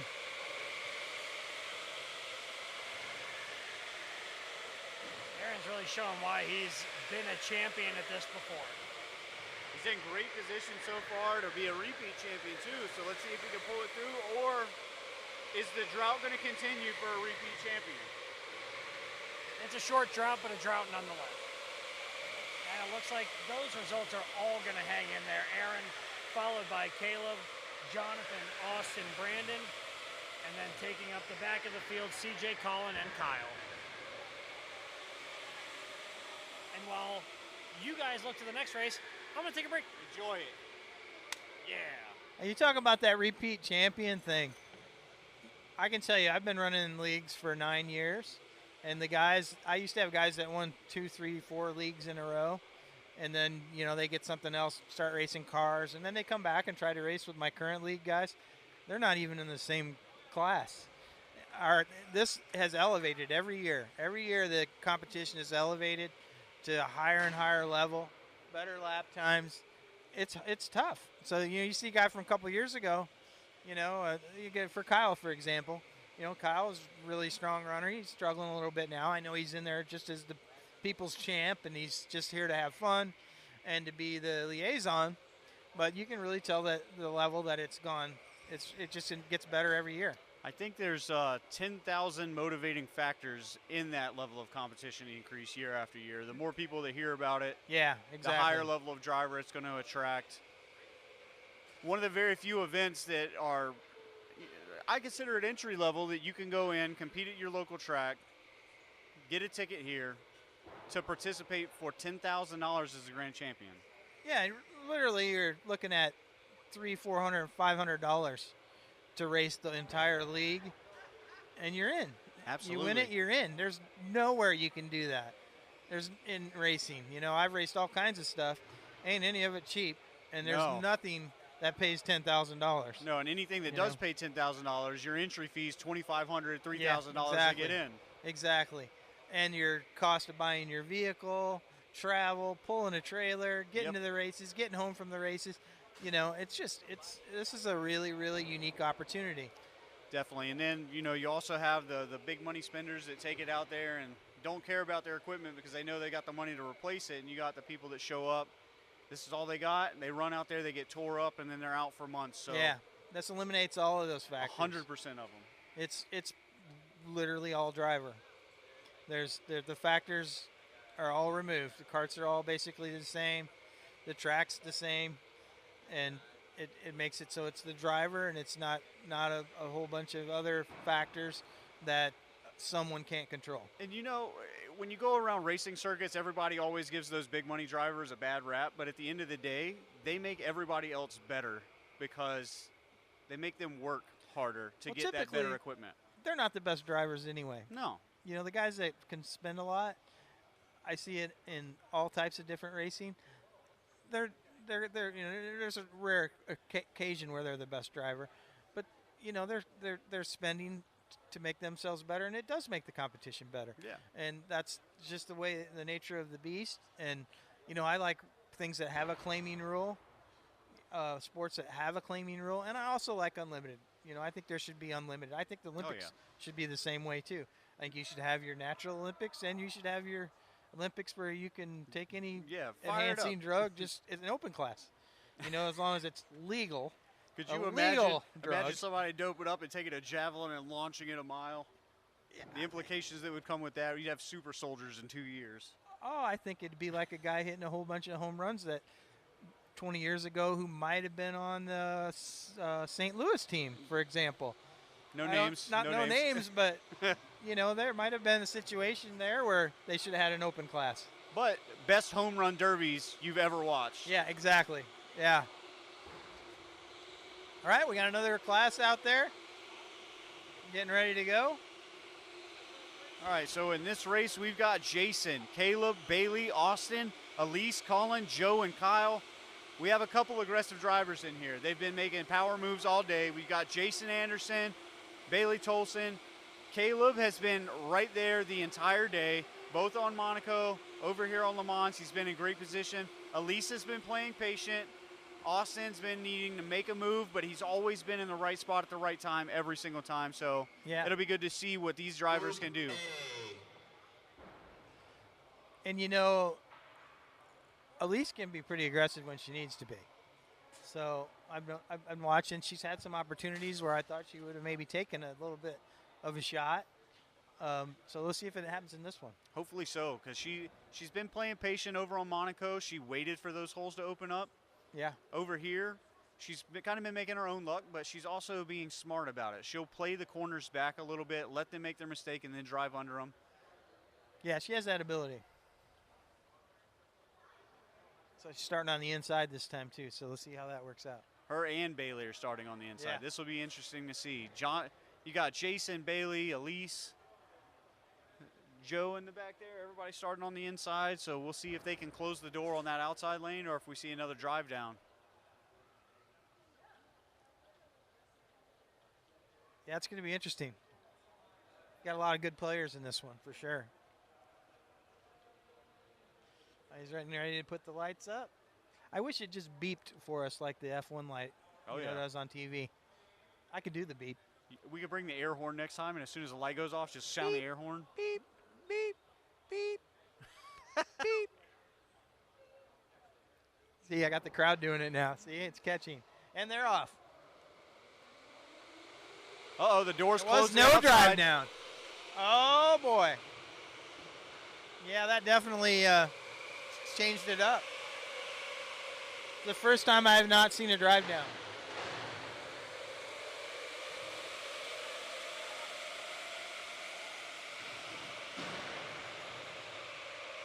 What a drive from Jason Anderson on the fire.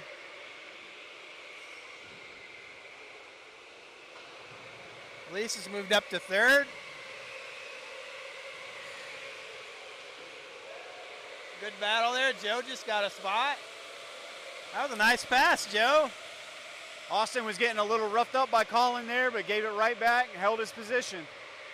Top 3 kind of stretching it out a little bit. Elise is back to 4th.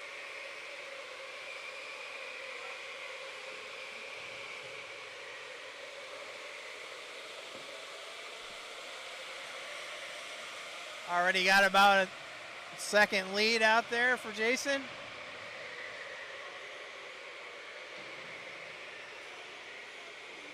Bailey's hanging right in there. Caleb's right there with them as well. No room for mistakes. Austin's closing in on Elise. Yeah, this is going to be crucial here. Elise needs to hold the line.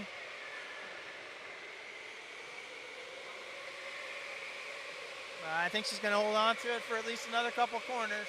Austin had her set up for a crossover, but she went really shallow coming out of that last hairpin. She's really good at doing that too. Yeah, she did hit the wall a little bit there. That's cost her some speed. A little bit of cart hop. The top 3 consistent, Jason, Bailey, and Caleb. Now Bailey is caught up to the back bumper of Jason with Caleb right behind Bailey. Wow, this is the closest top race I've seen in a little bit. There it is. Oh, he's going for the pass. Bailey is on the inside. I would call that Took clean. over the pass. I would call that a clean pass. Bailey to the lead. That was a good dominant position pass.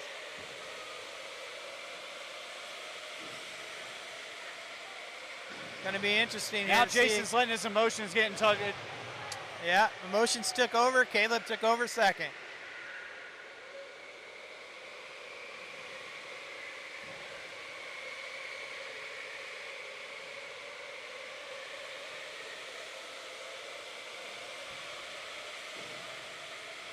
See if Jason can get that back.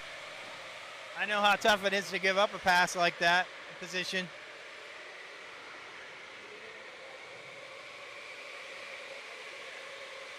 Elise running 4th. Austin 5th. Joe's down 6th. Colin and Kyle.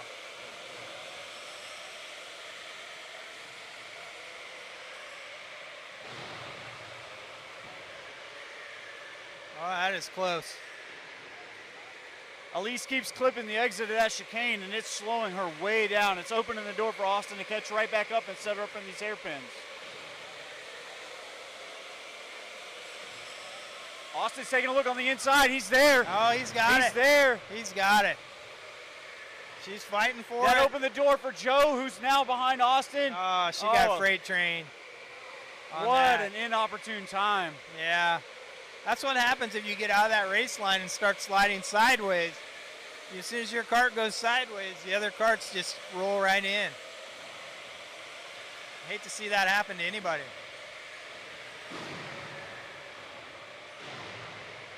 I think our white flag's going to come out. Jason's caught up to Caleb again. Let's see if there's going to be a last lap pass for second place. I don't think he's close enough, but it could be one mistake and that'll happen. Absolutely, especially coming in these 2 critical hairpins, but it looks like Caleb was able to get through there clean. It's going to be Bailey, Caleb, Jason, top 3.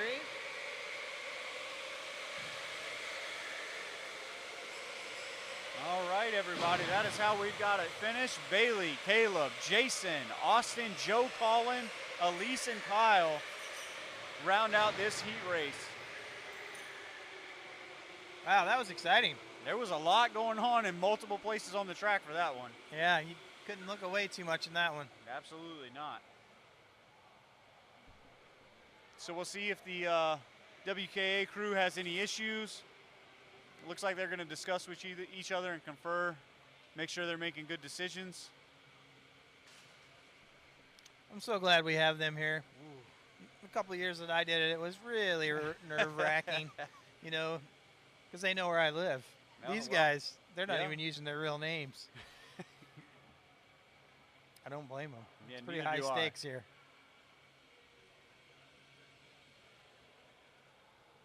You know, I've had that happen, you know, where you think you're going to make a really nice, clean pass, and all of a sudden your cart loses traction, and you go sideways just that little bit, and then it's just like, where did all these carts come from? Because you don't realize they're that close behind you. Definitely. The worst ones for me are when the doors open, you go to take your just put your foot in that door, and then they slam it closed on you before you're in that dominant position, and it's like, man, yeah, how could that be my fault? And they call, you know, they call in that dominant position. And, you know, it's subjective to where you're sitting, you know, but our leagues and yours as well, I'm sure, they get used to it and they understand what it is, and then, you know, you make those calls. Exactly, as long as they're consistent. Yeah, as long as you're consistent on those calls. And it's really hard to see. We've experimented with like a sponge and paper, you know, with a little ink on it to see for bumping front to back. And there's just no good answer on that. We just eliminated it. We just tell them, hey, if you bump from behind, you're just going to get docked a position. And that pretty much ended it. I even have a guy that I have filmed down there on the end of the track where it happens typically at my place, and that cleaned it up quite a bit. But when we get to this level, we're not seeing a lot of it because they've been through it and they know that we know what we're going to look for as well as the officials. Most definitely. I think they've, looks like they've had their conversations. I think it's probably going to stand. Yeah. Usually if there were issues, they'd already be over here letting us know. Yeah. Just like the NFL, you know, when he grabs that microphone, you know, well, now there goes the microphone. He grabbed the mic. Uh-oh. Oh, boy. No. He hasn't made his way over to our stand, so I think we're probably safe to say it's going to stand. Yeah, we'll give him that. They're probably ordering pizza because you guys were talking about pizza. No, Emil's got all the pizza over here. Yeah. If he hasn't eaten it already. That's for sure.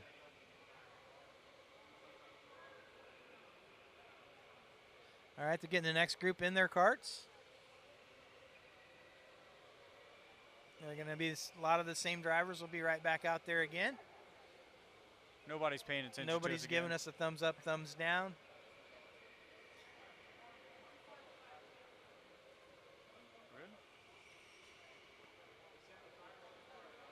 So I think we're good. I think it's going to stand. Yeah, we're going to call that unofficial. Unofficially, it's official. There's another one. It's officially official. Yeah. Have you done clearance from Clarence yet? Because that's mine. Nope, not yet. Yeah. I've always been. We've got clearance from Clarence. This next race is full of some fast people again. You have Alex, Caleb again. Nate's been really strong showing today.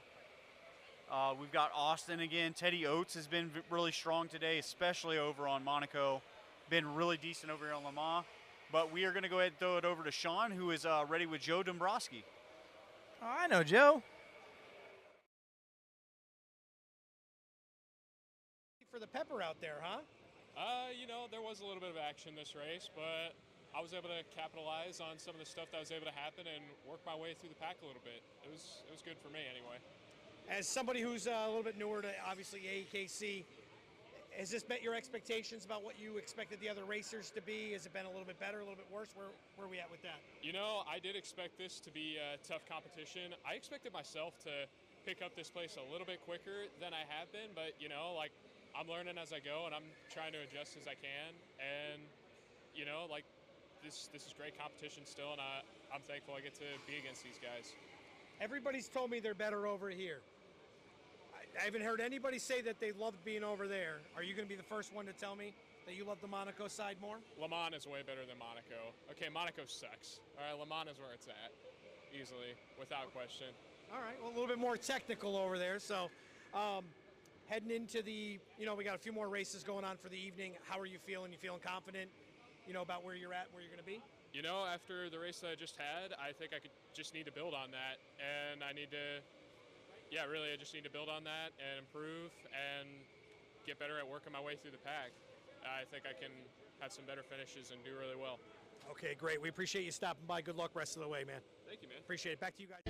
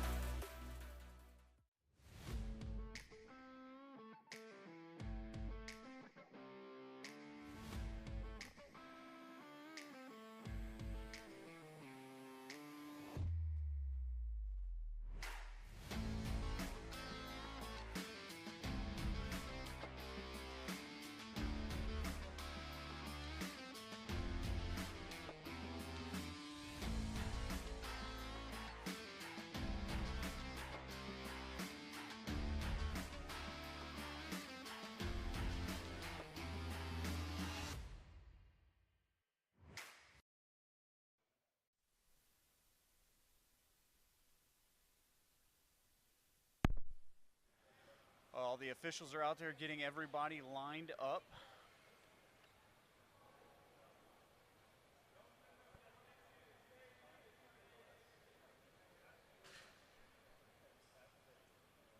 So it looks like we are on race number 15 out of 20 today.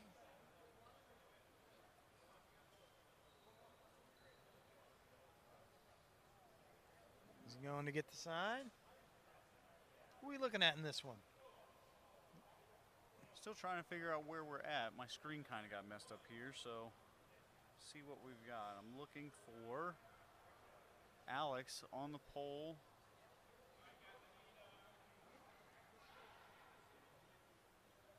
Well, they're about to go. Oh, here we go. We're actually on race number 10, not 15. So we've got Alex Passarino, Caleb Cosgrove, Nate Groh, Austin Partolo, Teddy Oates, Colin Grace, Aiden Label, and Kyle Moore in this race. Lights out.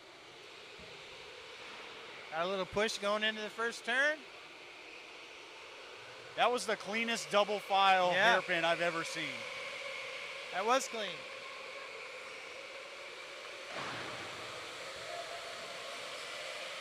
Oh, it's going to get spicy down here. Colin is all over the back bumper of Austin coming into the hairpins.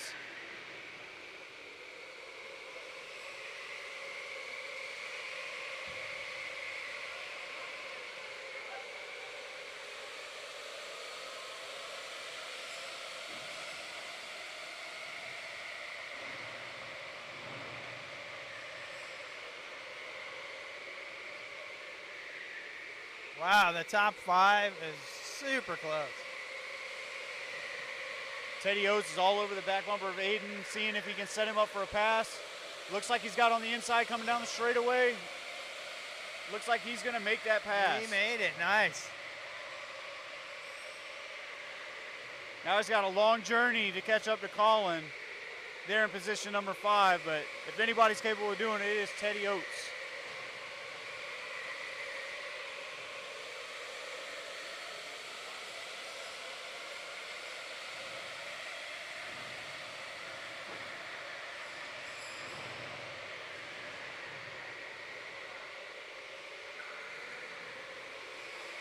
Making some ground. The top 3 separated by less than a second and a half.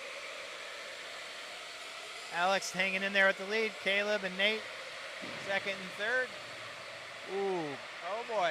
Top 2 are going to have a little bit of a push going in. They made it through clean.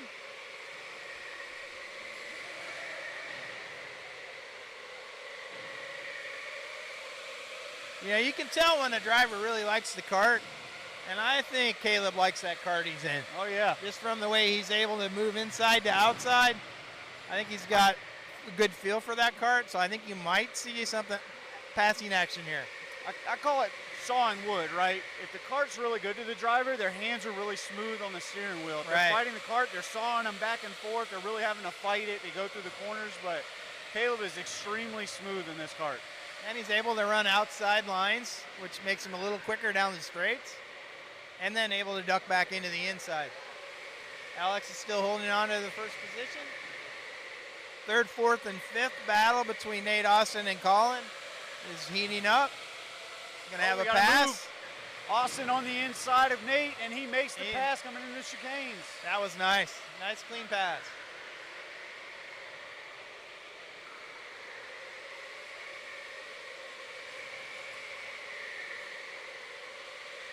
You know, we haven't talked enough about Aiden Label. He's in the back here racing with Teddy Oates, but Teddy passed him early in the race. Aiden is right back in front of Teddy. Really strong driver, the youngest one in the field at only 13 years old. Wow, that's impressive.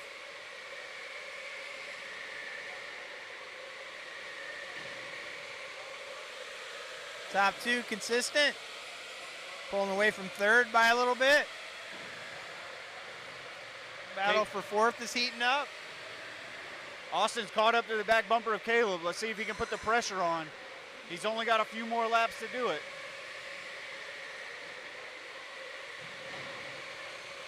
And we're going to have a pass for fourth here. Oh, you're going to try him back?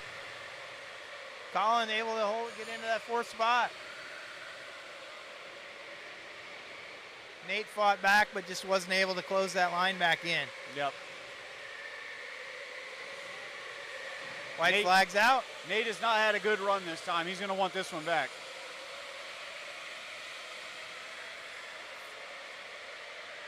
Alex is running a defensive line right now because Colin and Austin are pressing him hard. But he is coming to the checker. Ooh, Caleb tries to make a move, but doesn't make it stick. Wow, that is close. 0.4 of a second for top 3. Top 3.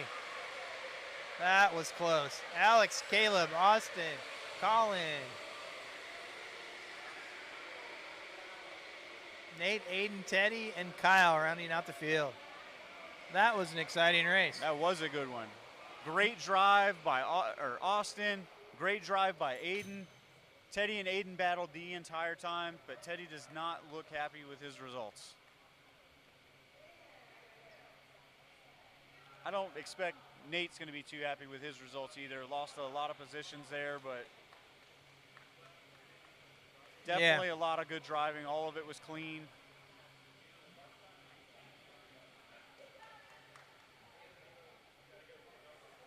So we're up there? Yep. This is this one? Yep.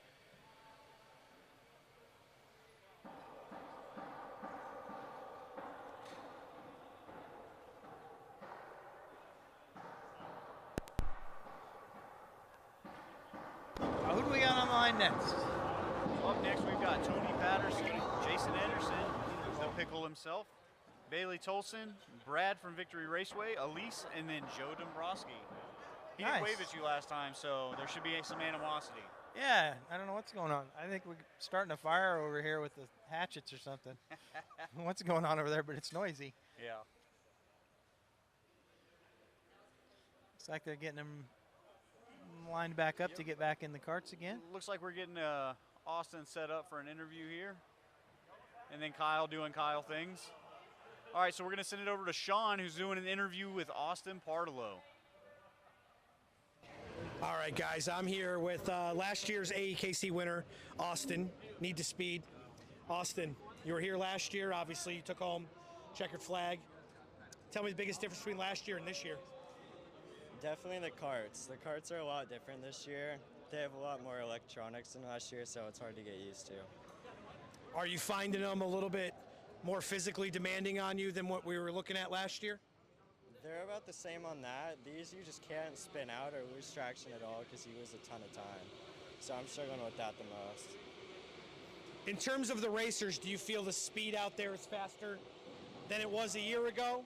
To me, it looks faster, but I'm not out there like you are competing. I think, yeah, last year we were like faster in the races, and this year it was a lot faster in qualifying just because we had more races to qualify, so it was a lot closer in qualifying. As the day's wearing on and we're really starting to kind of get this thing settled, how you feeling about where you're at versus where you want to be? I'm a way off. I came in after that track on our heats in 14th, which isn't very good, so I'm just trying to do better on this one since I have a better start. All right, last question. Nobody's told me they like Monaco more than Le Mans. Are you in that same boat? You're a Le Mans fan? Yeah, this one's a lot better for racing. Okay, great. Appreciate you stopping by. Good luck rest of the way, man. Thank you. Back to you guys in the booth. All right, guys, we are back. We are getting lined up now. WK officials out there getting everybody on the grid.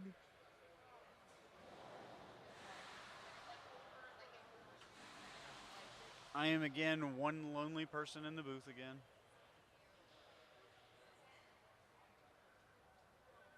Everybody's going through and doing one final check, making sure that everyone's set up. Oh, I'm not alone anymore. Mark made it back. I'm back. That was a good interview. He said what we just were talking about, that the racers were definitely faster. It seems like the more it goes on, the quicker everybody gets, which Absolutely. is normal. But from last year to this year, he said he definitely felt the competition was a little bit elevated. All right, we already got hands in the air. Race hasn't started and we got hands in the air. Yeah, ooh, it's bad on the race marshal.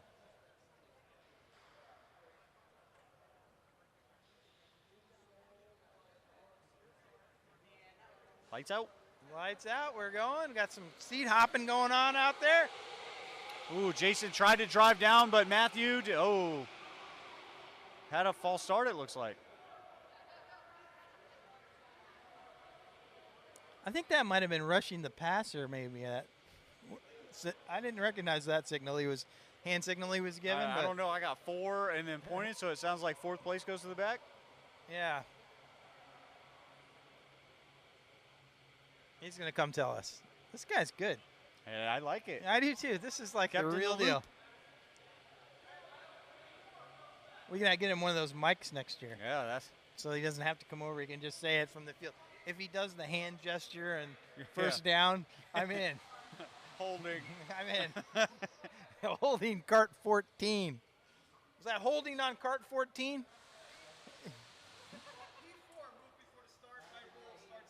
Understood. So Okay. 4th place jumped the start. Now we know. So it looks like that's on Bailey. So Bailey goes to the back.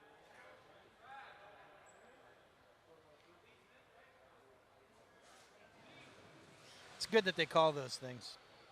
I didn't see it. Maybe I was paying too much attention to the light, though, but. Yeah.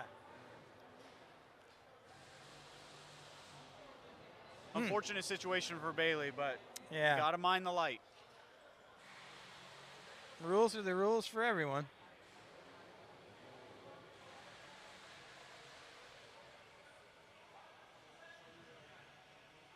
All right, we're going to rack them and stack them, as they say. Then we'll get clearance from Clarence, and it'll be time to go.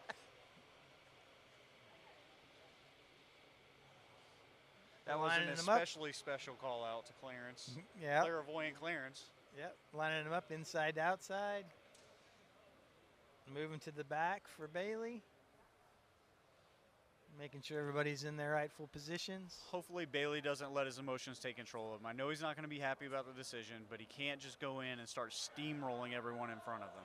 And, you know, the good thing is there's 15 other races, so that's why we're doing it that way. Yes. You can have a, kind of a throw out in your mind and still come back and finish strong. Hopefully the remote guy turned the carts on this time. Lights out. Right now? No. Lights stuck. Lights out. That was a long time on that one. They said there could be anywhere from a 4 to 6 second delay, and it's random every time. Wow. But it feels like a lifetime. Yeah. Oh boy. Looks They're like all Matthew's going on the into that inside corner. there. Wow, 31 just snuck away. That's Tony. Well, there's such a strong battle between Matthew and Jason coming into the straightaway that it gave Tony the opportunity to pull away while they were fighting it out. But look at Bailey. Bailey's up to fourth. Wow. Up to fourth? Am I seeing that right?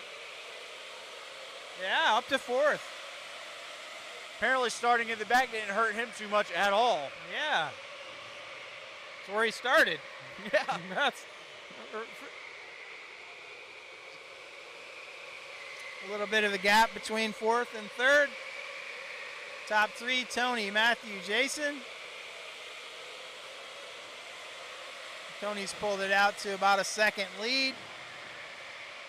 Matthew and Jason are within half a second.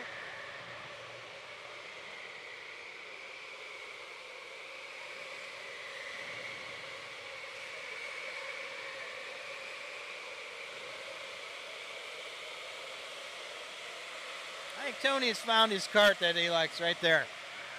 That is really... Yeah. Well, yesterday during qualifying, it seemed like 13 and 31. Those were the unicorns. The ones that he liked? Oh, yeah. Yeah. Everybody loved them. Wow. I'm amazed that Bailey moved up to fourth that quickly. That is incredible.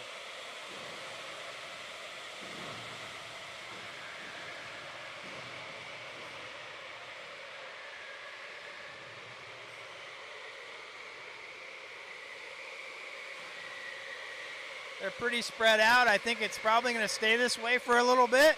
I don't think there's going to be a lot of passing going on as far as they're spread out, but you never know. No, but Bailey is making the march to see if he can catch up to the bumper of Jason.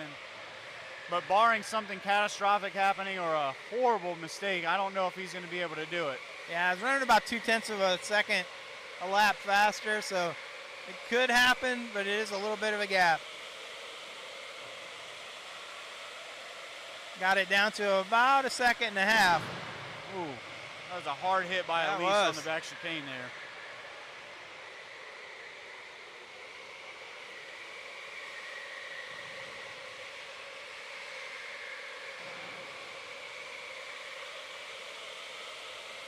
And the infamous don't hit wall sign again.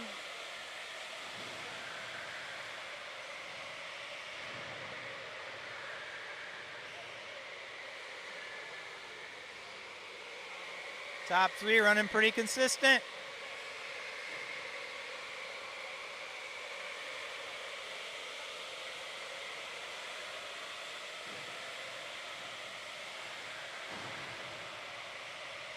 I think Elise is going to catch up here to catch that 4th place driver.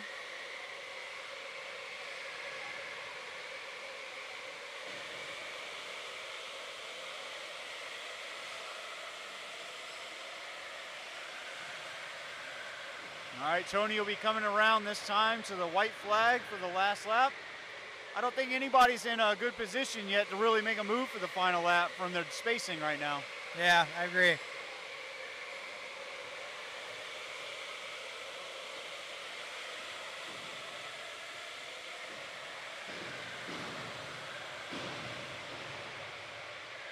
Although Matthew might make it interesting. He caught up to Tony in those hairpins.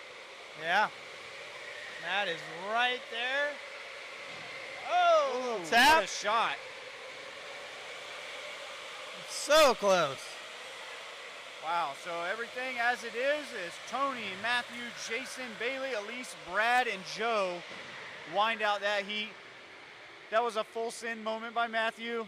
0.3 of a second gap between the top 2. I think Tony knew it was coming, so he kind of took a defensive line, braked really early to make sure that Matthew couldn't drive down under him. Took the shot and just ate it. Yep, that's for sure. The old pickle took a shot, though. He definitely did. I think that was a zesty garlic pickle moment. Yeah, for sure. Now, a good one. Good. It was crisp. Real crisp move. Group D. Definitely didn't make it dill. I meant No. dull. I can't get any more pickle jokes in there. Well, I mean, he is the real deal. There you go. There you go.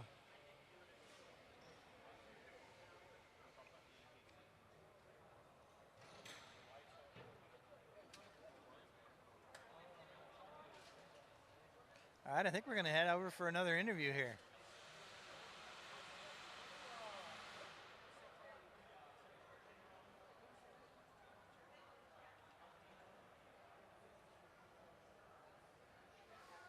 Looks like we're setting up for another interview. Ooh.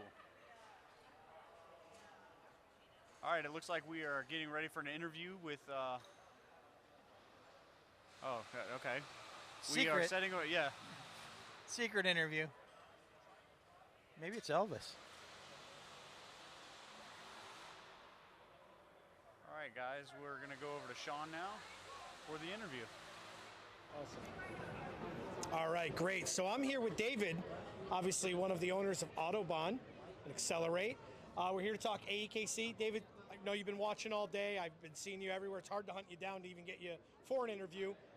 How have you enjoyed so far the AEKC? I love it. I love seeing the unexpected passes and the moves that all the racers are making. Generally, you know, we've got a lot of veteran racers here that have been here before, so they know how it works. So working a little bit more smoothly this year than previous years. But I just love the excitement of somebody seeing an opening and going for it, and you know, moving up a position or even 2 in some cases. Not a lot of chippiness this year. I don't know if you've noticed. I know you've been talking to some of the racers. Yeah. This is probably the tightest bunch that we've had. I mean, the camaraderie. These guys were going out to dinner last night with each other. They've been hanging out. They've been at the hotel. Do you really like seeing that, or you like seeing where everybody's kind of off doing their own thing. Well, I'd love to hear about hopefully people learning from each other. I mean, like for example, we've got Kyle who's been here every year from Overdrive, and he's teaching the younger racers that racing is important, winning is important, but there's other things that are part of the AEKC that make it special. Hopefully they're developing lifelong friendships and learning from each other and growing as racers, as people. So I definitely love it. That's wonderful. And last question. So David, everybody who's raced here today loves Le Mans more than Monaco. I just need to know which one, if you had to pick one to race on. Definitely Le Mans. That's my favorite for sure, without a doubt. More passing opportunities. It's just, if I have to pick, it's always Le Mans. Great. We appreciate you stopping by. Right. Thank you, David. Thanks, Sean. Back to you guys in the booth. You heard it here first, folks. David Larson loves Le Mans here at Accelerated Indoor Speedway. It's also his first interview he's ever done. He's been here for 4 years. First interview he's ever done with us. He did look a little nervous at the beginning. He did look nervous. Looks a little blushy now. I think he needs a water. Definitely. Well, we've got everybody pulled in the pit now, though everything's being discussed with the drivers.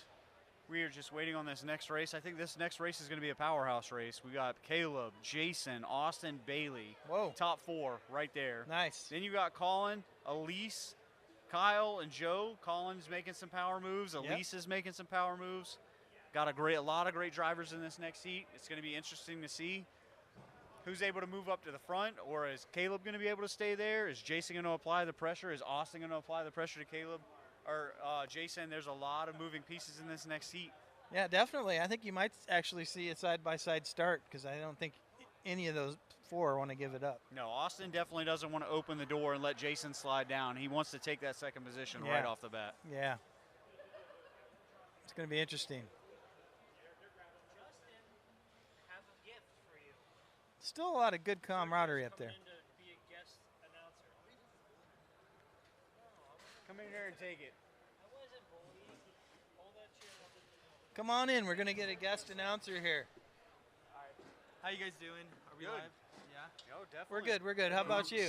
Good. Just enjoying some actual good racing. We have a lot of good people out here, so it's Let's introduce you to everyone so No they one know. even knows who you are yet. Yeah, Slow you down. can't just come in here and immediately take over. So There's a process. That's a process. There's an interview. There's an interview. So we've got Sergio here. He's from one of our sponsors, Kart One. So Sergio, tell us a little bit about what you guys got going on. Have you enjoyed yourself, so on and so forth? Yeah, to start off, Get right up in that mic. Yeah, you got to talk loud for everybody. You got to get right in there. Yeah, so I'm out here with Kart One Distribution. If you don't know who we are, we're the exclusive distributor of OTL electric go-karts, the karts that we're using today, Protex barriers, and Sakamoto tires. So anything you guys do need karting related, please come visit me, and I'll go ahead and get you guys taken care of. But yeah, when it comes to being here on site of this event, it's been great. We have a lot of good drivers, a lot of young drivers. We have some who's reaching as young as 13.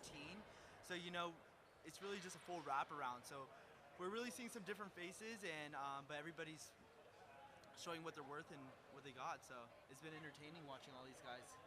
Now, when you said come see you, they don't actually need to come to Carlsbad. No, they do You've not. got a website Correct. and everything. Absolutely. Tell them about your website so they know where to go. If you guys want to find us, we're at kart1distribution.com. You guys can always go ahead and feel free to reach me directly. I know I'm probably setting myself up there. But yeah, my email is sergio@kart1.com. So if there's anything you guys do need, feel free to just shoot me an email of anything karting related, and I'm sure my team can take care of it. So we're really hands-on. We're always willing to hear what our customers have to say about our products. So even if you guys have concerns, feel free to shoot all your information over to us. What's the address? 5861 Edison Place? Correct. Yeah. Oh, yeah, I write enough checks. I have to mail enough checks there. I know it. Yeah, I was about Yeah. to say. And I'm the one that sometimes buys you guys lunch. I'm the customer that everybody's like, oh, man, that guy, that Mark guy, he buys us lunch once in a while. I'm sure you've heard that. 100%. Yeah, at this point, Yeah. we're going to hire him. So Yeah, no. If you guys need to contact anybody, contact Mark. Yeah, so I love to buy you guys lunch once in a while. You guys are due, so probably be in the next couple weeks you'll get lunch. Okay. Yeah, I'm looking forward to that. Mark buys you guys lunch. We just buy you guys headaches, so. 100% do, but you guys take care of us as well, so it's a full wraparound. That's all Yeah, that matters. So yeah. what do you think about the level of competition so far this weekend? Honestly, we went through the qualifying today. It's been really competitive compared to the past couple days. There's a little bit more contact, Obviously, people are trying to get that $10,000. They want to go ahead and be good with points. So it's getting a little bit more aggressive as we go on with the days. But you know, it seems like off the camera, everybody's having a good time. Nobody's taking it too seriously, and yeah, you know, at the end of the day, everybody's treating everybody like family. So it's great to see that. So are there any new products that you want the people watching to know about? Yeah, if you guys aren't going to be attending, if you guys don't know too much, next month we're going to be at IAAPA 2023. IAAPA is a trade show that takes place in Orlando, Florida, where all people from the amusement industry get to come off and show what they have coming up. If you guys want to see what's new to us, feel free to visit our booth. We'll be announcing our Pro Kart, which will be a game changing in the rental industry. So we're looking forward to that. But yeah, you know, with new information, it'll be our main focus right now is OTL, the Pro E-Kart. So. Is that Pro Kart the one you guys have, like when you come in and go up to your office? Correct. That kart is amazing. Yeah, it's I cannot wait to get my grubby little hands on it. Oh yeah, you have a chromoly frame, magnesium wheels. It's a full race kart ready to go. You know, we're the first ones putting it out there, so we want to be ahead of the game just like we were in the first time round. So we're gonna stay up there for sure. Awesome. Well, Sergio, again, Kart One distribution. We appreciate you coming out. We appreciate your sponsorship. Yeah. It's been a fun week. It's been a heck of a week. A lot of fun. Yes, a lot of fun. The Audubon team is great, and we love hanging out with all of our customers. So bringing everybody together it's always a good time. We definitely have fun, and I know you call it bullying, but if we wouldn't do it, it's not Someone would. would. Love you, yeah. Someone would. Yeah, you know what? They've always been good to me, and it's a great company to work with. And Christoph is just him. He and I become friends over the years, and he just really took that company to the next level. He did. And your staff is amazing. You know, I'm not trying to get anything free out of you, but if you got something, no, I wouldn't do that. Hey, and that was your demonstration that you did was awesome today. Yeah, we appreciate appreciate it. You know, giving me the chance to talk and kind of show you what we have coming up.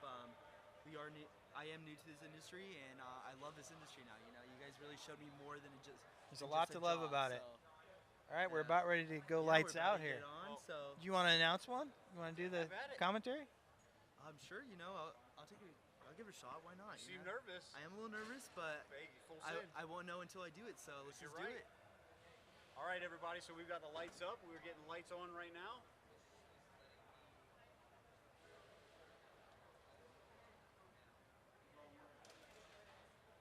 I don't think we're going to see any give here in the first corner. Oh, we had a cart not go. And no power. Yeah, that happens every once in a great while. There's something about the carts that once in a while, if somebody has their feet on both pedals, it kind of confuses the computer a little bit. And it doesn't happen very often, but when it does, it's typically on a start like this. Yeah.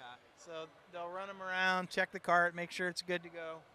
Yeah, it's very, very rare. Yeah, it's typically exactly what you said. You know, it's kind of a safety hazard that we have created, but unfortunately it does cause some problems when it comes to racing like this.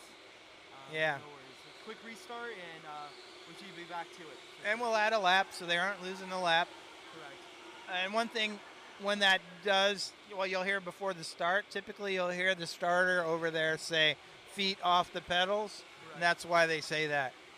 Because you just got to keep your feet off the pedals when you're sitting still and not confuse the computer.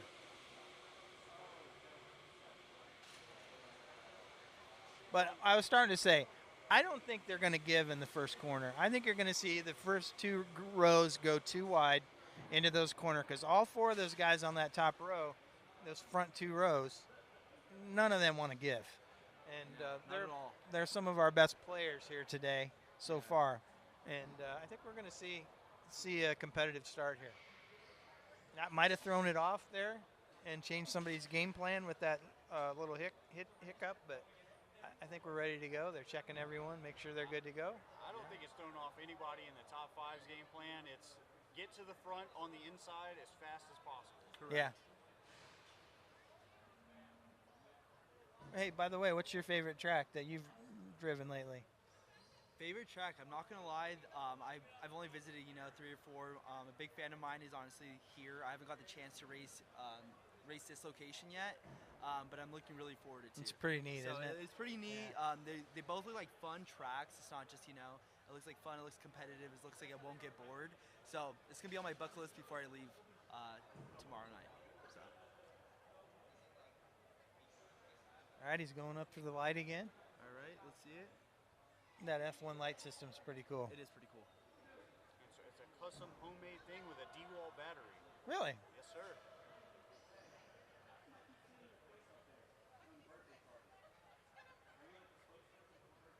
Lights are gonna go out. Let's go And we're go. And everybody got off that time. See? Yep, on time. No give, just like I Gotta get said. closer. None of them gave. Nope, not at I all. called that. Not to blow my own horn, but. So we're still side by side, top four. Too wide the entire way. Coming into the straightaway. All the way through, side by side. All right. I'm going to go buy a lottery ticket. Honestly, feeling a little lucky. You win lottery tickets. I'm gonna be. You almost made me broke last year. Yeah. They're still just right there. Yeah. You got Caleb coming in right in with Jason holding his back. Oh, we're going to have a pass here. Lisa's going. Oh, she came so close. All right. Sorry, I didn't mean to walk over you. Yeah. And it looks like you have Austin creeping up on Jason. Creeping up right on him. Wow, Elise really went for that pass. Side by side, dominant position. We got a pass for the lead. Oh, we got some action. Got some major contact. We'll have to see how the officials take that. Oh, Elise is being aggressive right now. Oh, everybody is. All right, Elise went to the inside.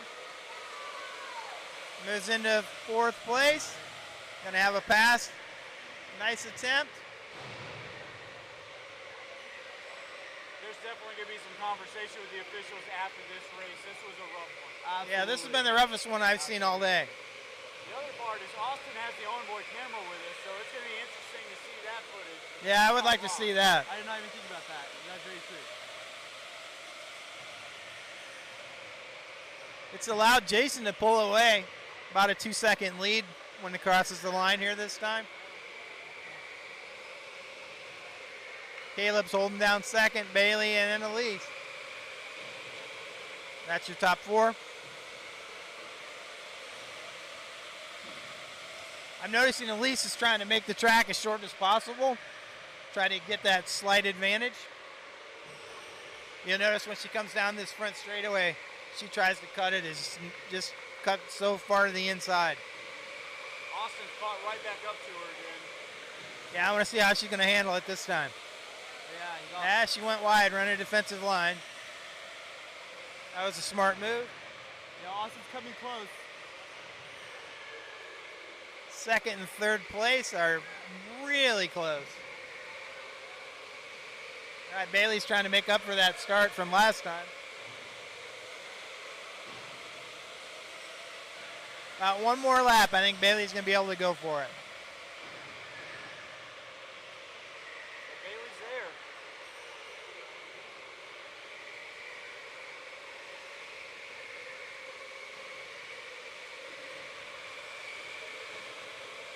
Jason's still in the lead. Caleb and Bailey within a second of each other. Elise is kind of in a nice spot. Not a lot of pressure in the front or from behind.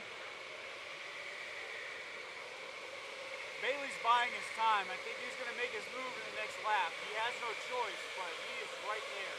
Yep, lap 10. Let's see how it handles back here. There's nowhere to go right there. Can't go out a little bit too far out. You said it, Justin. Yep, you're right. White flag coming out for Jason. Going to try and drive under him. Let's see if he can get there. All right. No, he blocked the line. Caleb did the right thing by blocking that line. It's allowed Elise to get caught up, though.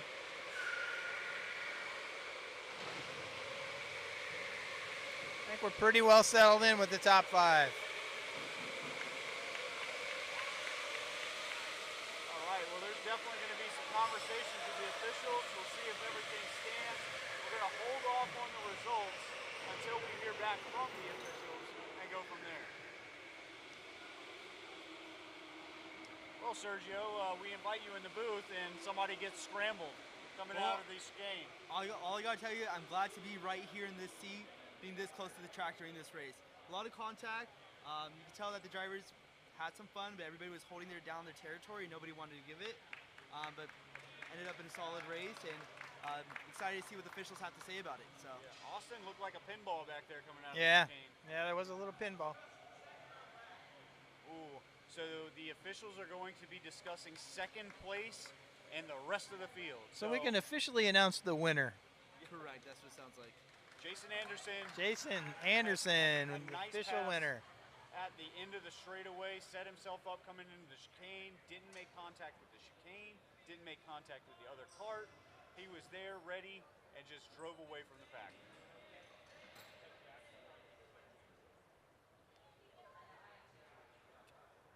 I like the sign language. I do. I think she's I'm saying trying you to got to figure it talk out, closer too. to the microphone. Well, Sergio, you stole my microphone, so I blame that on you. Sorry, I'll hold on to you like this. Whoa, whoa, bubble. Well, Sergio, we appreciate you being out here. Yes. Again, can't thank you enough for your sponsorship and just your continued dedication to all of our partner tracks, Autobahn, Accelerate, Need to Speed, Pole Position, Victory Raceway, Overdrive Raceway. You guys are great partners for us. We look forward to that continued relationship, but we don't want anybody else getting scrambled, so we're gonna have to Three Rivers. No, Three Rivers folks are here. Well, thank you guys for having me. Like I said, if you guys have any information with your karting accessories or karting needs, feel free to contact Kart One. Like I said, our website is going to be kart1.com, and I'm available 7 days a week. So if you don't catch me, you'll catch my colleague Derek, and we'll love to work with you guys. So Awesome, Sergio. thanks Thanks for your coming time. out. Thank you, sir. Thanks. Good seeing you. All right. And we are going to take a 2-minute break because, again, they're discussing second place on back. So there's a lot of conversation that's going to need to be had with the race officials. So, again, we're going to take a 2-minute break, and we'll be right back. Thanks for hanging out Hold on, we with got us an today. announcement coming. If you're looking for the ultimate getaway without going away, then race to Pole Position Raceway. It's the perfect place for kids, teens, and adults. Pole Position Raceway. Real, fast, fun.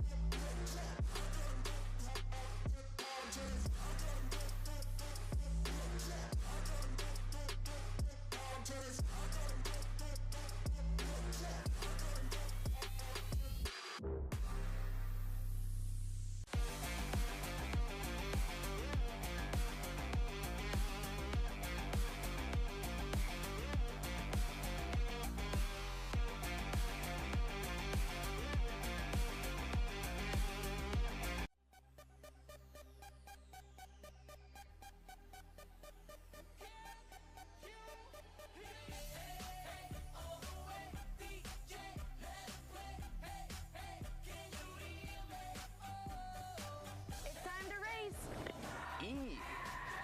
Cheers. Yay!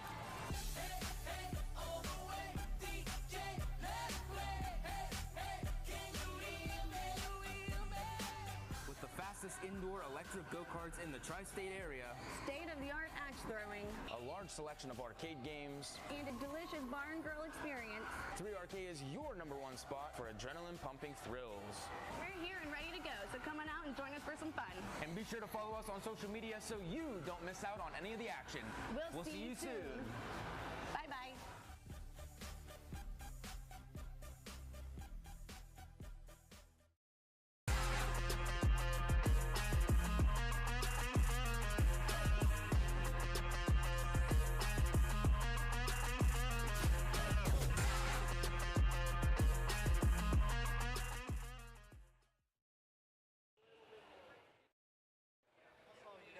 All right, we're back from break. We've got the official call on that. Talked to the officials.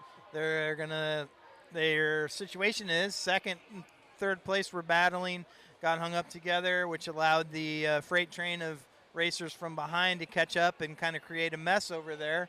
and they're going to call it a racing incident, and the results will stand as they were. So we can go ahead and announce them. Take that. All right, so first place is Jason Anderson. Second place is going to be Caleb Koskov. Then we have Bailey Tolson, Elise Austin, and then Joe rounding it out. I really do feel bad for Austin because he did get bunched up, but the chicane is the worst place to get bunched up because you're never going to really recover. You have a quick left-hander right into a quick right-hander. You're just setting yourself up for bouncing off the walls. So Yeah. I do feel bad for him, but I do feel it was a racing incident.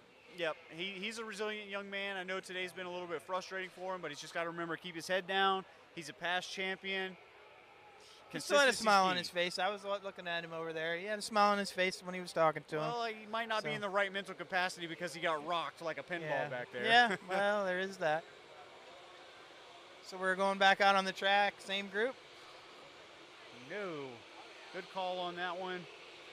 So this one we have Aaron Ramos, Jason Anderson, Jonathan Rumpel, Bailey Tolson, Brandon, Elise, CJ, and Joe rounding out this field. Wow, I cannot believe I got the call right on none of them given in the first 2 rows. Say that again. I got that call right. They didn't give the first 2 rows on the start. Nope. That's the first time we've seen that all day, and I got it right. Yeah, we had first row, second row, third row, mostly through the 2 hairpins, double file. Right. The third Yeah. row kind of went away coming out of the second hairpin, but the first and second row were 2 wide all the way to the around. straight. Yeah, it was amazing. And it was pretty much clean. Yeah, definitely. Not a lot of side pushing. Listen, everybody gets lucky once in their life. You should go buy a lottery I'm ticket. hoping. That lottery ticket. I'll start with a lottery ticket tonight. And maybe you used up all your luck. I don't I know. might That's a have. coin toss. Yeah. But again, luck. Yeah, there is that. Let's hope for another nice clean start. No kart malfunctions. And good racing. How many races do we have left?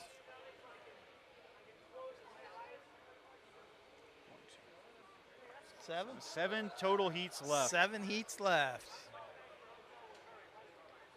Wonder where James went. I see him Right over there. there. He's He flirting. He keeps hiding. He's flirting with his wife. Yeah, you got to flirt with your wife when you have the opportunity. All right, we are getting ready. The first 4 positions, again, are fantastic racers. Brandon has been a great racer back there from R1 next to Elise. So, like, the first 3 rows have been really, really strong today.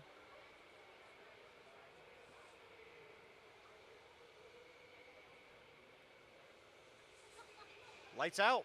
Everybody got off. Jason immediately dove to the inside. Jonathan left the door open for it. Brandon is left out to dry. Yeah. Tries to force his way to the inside of Elise coming into the hairpin. And the spectators are getting a little rowdy here. We almost knocked over chairs. Yeah.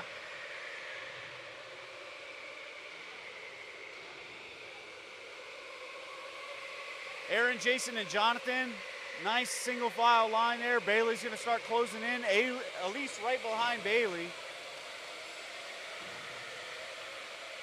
So much going on, I don't know where to look.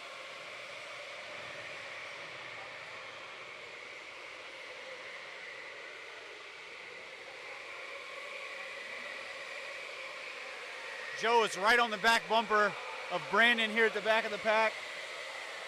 And it also looks like Jason caught up to Aaron and is putting the pressure on him coming through the chicanes, Wow. and he is still there. I don't think Jason wants to settle for second in this one. Doesn't look like it.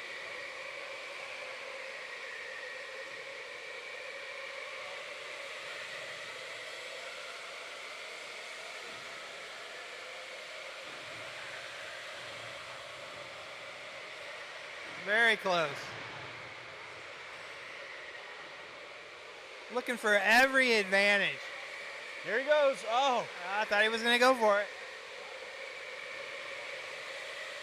Just a little bit too far away.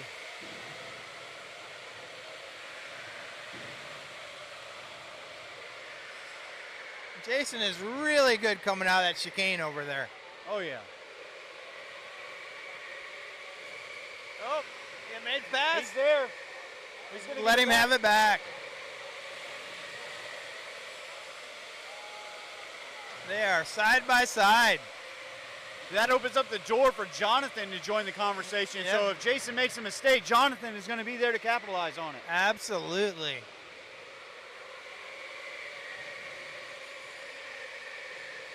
It's nice to see us at this level that he acknowledged it might not have been the cleanest pass and let him have it right back. Definitely.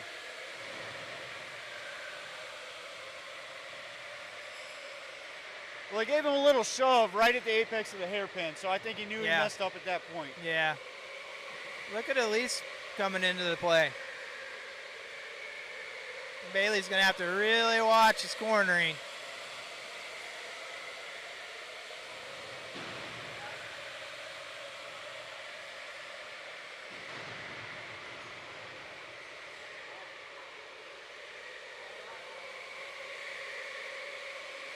Top three, all very close. Bailey and Elise are driving up to join that group here soon, it looks like.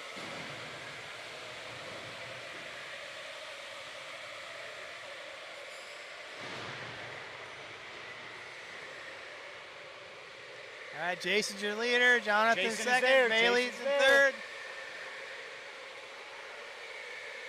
Oh, Aaron drove down and slammed the door closed.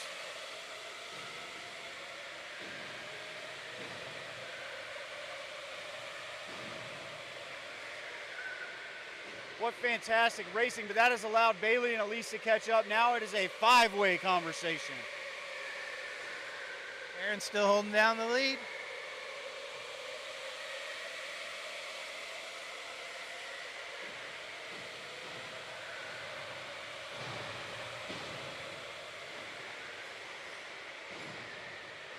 White flag's coming out. We're going to have to make a move. There's the move. Didn't make it stick. But Jonathan's there. Let's see what we can do. Oh, defensive line by the leader. Wow. Usually when he takes a shot, he messes up that attempt for the next lap, but he did not mess that one up. There. Bailey is there on the inside of Jonathan.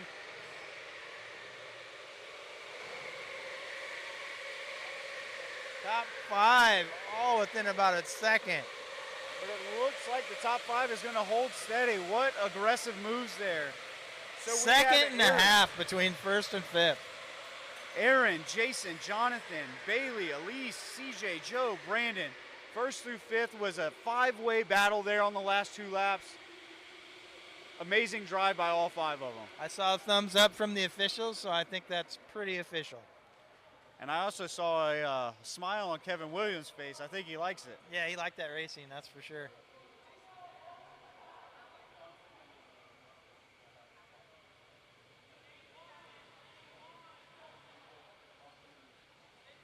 Wow, that was something. Definitely, and we get the same group back out there again. Repeat it.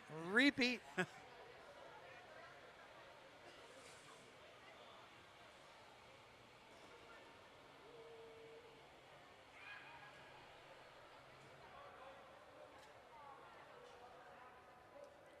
Have the production crew up here stealing our equipment one piece at a time. That's how it starts. That's usually how it starts, yeah. Yep. One piece and then the next. And then they promise you a replacement Right. and take more. Yep.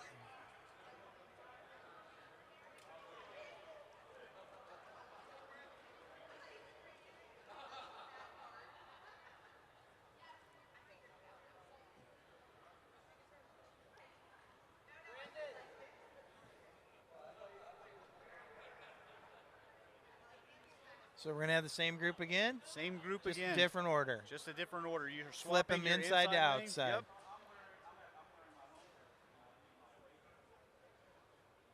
That was a wild race last That was one. a good I hope one. they can keep that energy on this one. Jason definitely seemed like if he got past Aaron, he was going to walk away from the field. Yeah. But, you know, great job to Aaron, holding everybody back, doing what he needed to do to come away with the win and cross that finish line at first. Yeah, that was hard fought. Top 5, they were very consistent. You want anything to drink?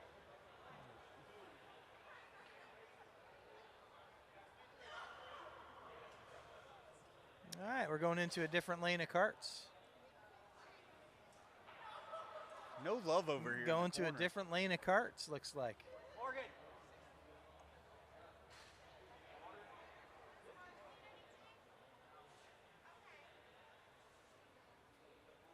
Sorry for having to yell there, folks, but everybody's ignoring us over here in our little corner. I think we have the best seat in the house. I do too. Very happy. Maybe that's why everybody's ignoring us, the jealousy. Yeah, that looks like they're getting in the carts.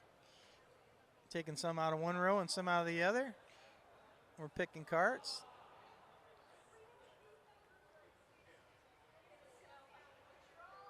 Looks like the officials had a little conversation with Jason and Aaron, seeing what was going on there.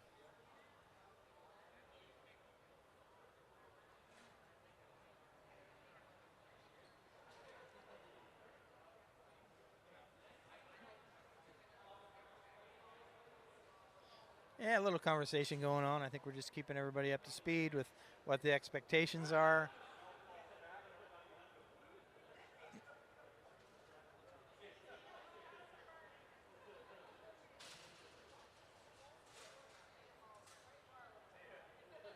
See some helmets coming off. Maybe we're taking a little bit of a charger break, maybe.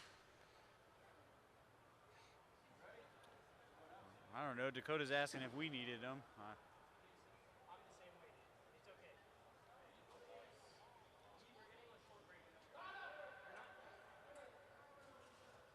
Trying to, again, get someone's attention to see what they're doing.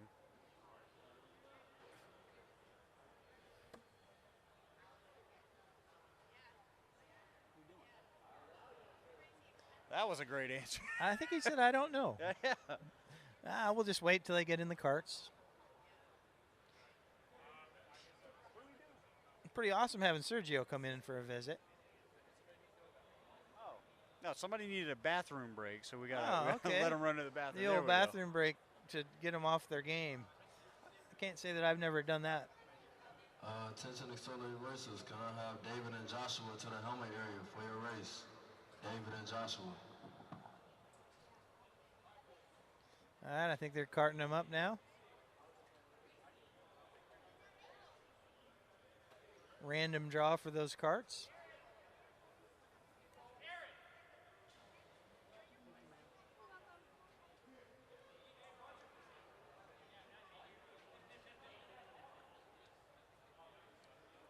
And so far the racing has been spectacular. I almost wish I was here yesterday. Should have been here yesterday. I wish I was Actually, here. yesterday the qualifying was really Nice everybody played smart. You know, kinda uneventful They and- stayed gapped out. Yeah. A lot of the people that set those fast qualifying times kind of waited back. Yep. Let everybody clear out in front of them, and then made those runs. Usually when that happens, you kind of see the people behind them kind of group up, but we didn't have that here. Yeah, I think, at this level, everybody has their way of doing it. And, if you can space yourself out and run consistent laps yourself, other people see that and they might join in. Yeah, the only controversial moment we had was the wall ride that is now outlawed over here on Monaco from Tony Patterson. The wall ride, I have to hear about that. Oh, man. So You use the wall to slingshot yourself out onto the track? Absolutely. Oh. But he set the fastest lap by 2/10. Doing it. By doing it, yes. Huh. So the springs from the track help propel you down Very the course. Ross Chastain-like on that one. Oh, nice. Yeah, I wonder where he saw that. Well, at least we didn't wait a whole year to Yeah. outlaw it. Yeah, there you go. There you go. Yeah, the Yeah. old karting tracks that used to have the steel band barriers, that was the trick. Oh, yeah. You'd hit those babies, get that steel stretched out, and boing, and it'd shoot you right down that next straightaway. I've been kicked out of a lot of karting centers because of that, outdoor centers. But it sure is fun. Oh, definitely. If you can get away with it. And it makes an awesome sound if your cart has a metal bumper on it, too. Yeah, oh, yeah. And then you start Yeah. sparking, so it's extra cool. Yeah, the sparks flying, yeah. Especially at night. Oh, good times. Group A. That's how growing up you knew you messed up on the go-kart track. If you hit someone hard enough that the sparks flew, you Oh, were yeah. probably getting kicked off. You know the sparks were flying. You were probably sparks were flying. Your race was dying. How about that? Yeah, that's fair too. Yeah. Hey, but I got tickets left. I remember saying that to the guy, and he goes, "No, you No, don't." yeah, you got to come back a different He day. goes, I go, "I got these red tickets." He goes, "We just changed the tickets to white." I'm like, when are these good? Never. For you. White Pines, Oregon, Illinois. That was that track. So White Pines, Oregon, Illinois, if you are listening, you have Yeah. made Mark's day. Yep, I still remember it. You know, but every time I race at my track, and sometimes I'll race with the league guys, I typically race 4 races every morning, kind of my workout routine. But when I go out and race with those guys, I'm amazed that we let the public drive as fast as we do in these karts because they handle so well. I mean, I feel like I'm flying. How does a guy who's never driven one feel? And because I've driven and raced everything you can imagine for 50 years. Definitely. And they let these guys get people in them, and they're going so fast, and you see it in their face. Hardly ever does anybody come out of a cart not smiling. Definitely. Well, you can see it on their eyes when they're coming around.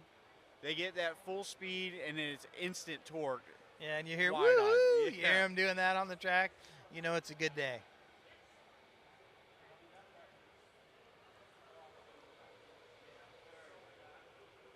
So we are still waiting on all of our drivers to get situated in their carts. Looks like we're close.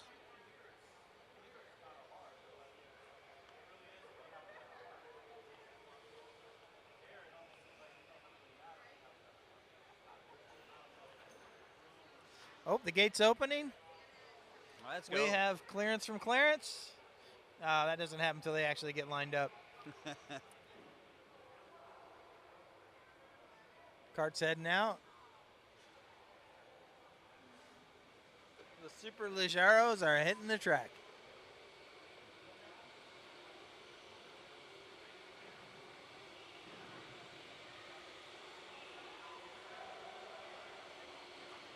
I don't know how to call this one. I don't think it's unless we had 5 or 6 people in the booth to call this one, you're not going to be able to keep your eyes on all the action that we're about to see. Who's in this one? So in this one, we got Justin Anderson starting on pole, so he's swapping with Aaron Ramos. Got Bailey Tolson, Jonathan Rumpel, Elise, Brandon, Joe, and CJ rounding out this field. So nice. The same race we had last time with all the fireworks, swapping rows, starting them up again. Nice. Let's relight this firecracker.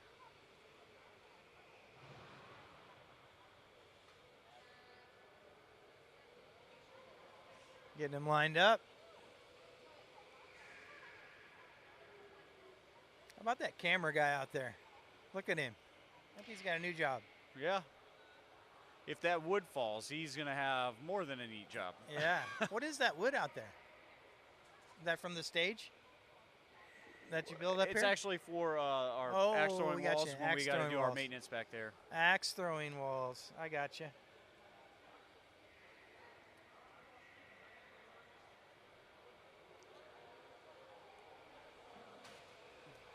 The stage is pretty cool that they built. That's neat. That was a lot of work. Got them done in a day. Very strong, sturdy. Yeah, it looks very great. heavy. Looks great. All right, it looks like we have clearance from Clarence, but Clearance from Clarence. The lights might not have premature done it. lighting. It looks like. Yeah. Premature electrification. We'll call that. Lights are lighting up.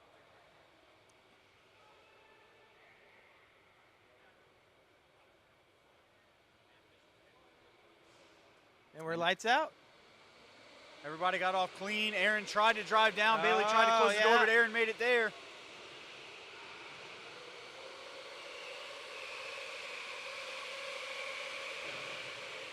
Ooh, Brandon makes a strong move to the inside. Wasn't able to make it stick. Joe got to the inside of Elise. Oh, Elise just hung it out there. I don't think she wants to be a part of this one. I don't know. Very non-typical for her. She's way off pace. I don't know if something's wrong.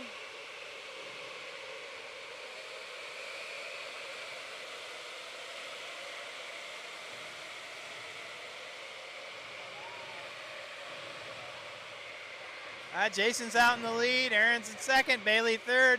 Jonathan in fourth.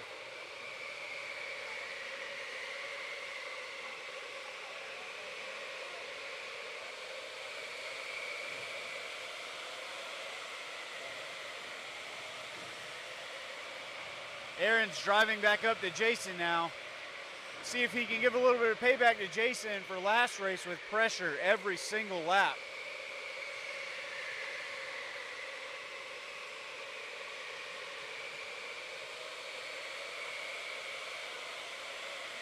About a half a second between the top two. Another second in between the next group of two.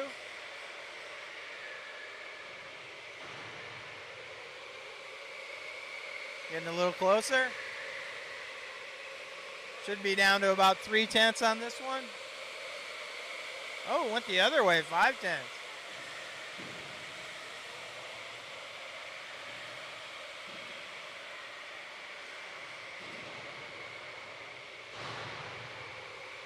That was a hard impact by Elise again. Yeah, that was really a hard one.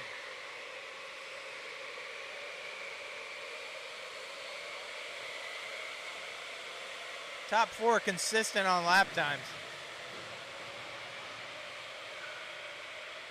Jonathan was able to catch up to Bailey now and put the pressure on him.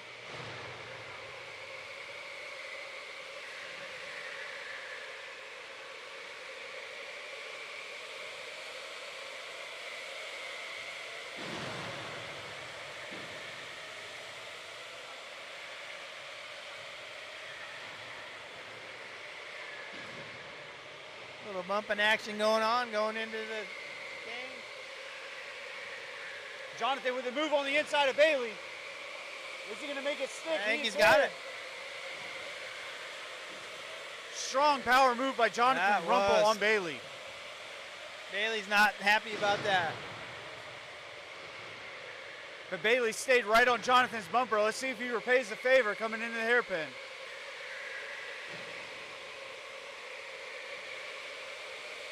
I think he played it safe there.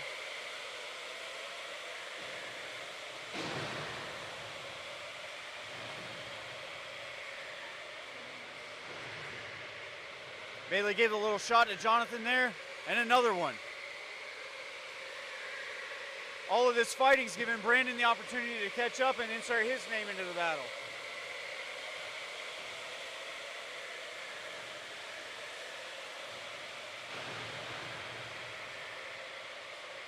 Top two slowly pulling away.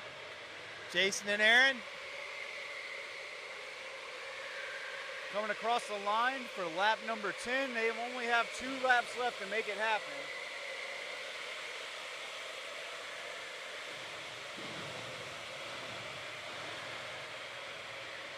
Jason and Aaron are pulling away with this race.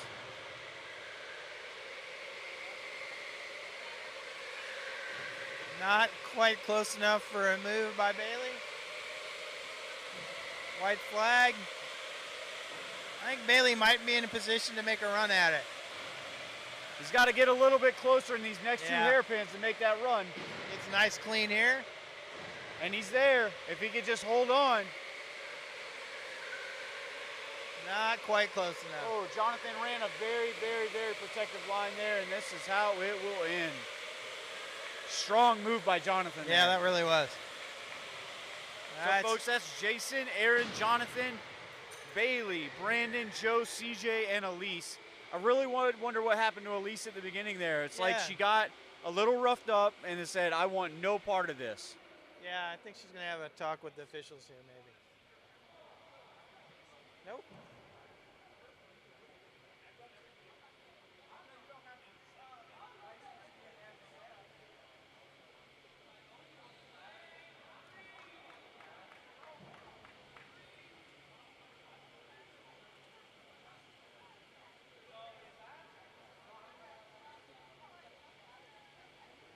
Wow, the races have been good.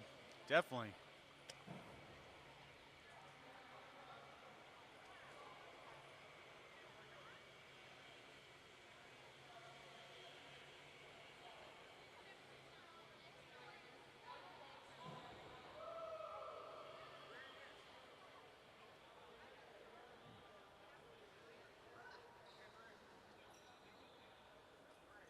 So the next race, we're introducing 4 new drivers to the lineup. You have Alex Passarino, Nate Groh, Teddy Oates, Aiden LaBelle are coming back in to join Aaron Ramos, Jonathan Rumpel, Brandon, and CJ in this race. That'll be a good But mix. looks like we have Josh set up and ready for an interview. Whenever we're ready, we'll get the cue from our production, and it looks like we're ready to go. All right, guys, I'm here with Jason from Accelerate Indoor Speedway, Milwaukee. Jason, I saw you slipping a little bit out there, a little bit of sliding, but you held strong. Talk to me about it. Yeah, the kart really had no rear grip. The tires were still cold.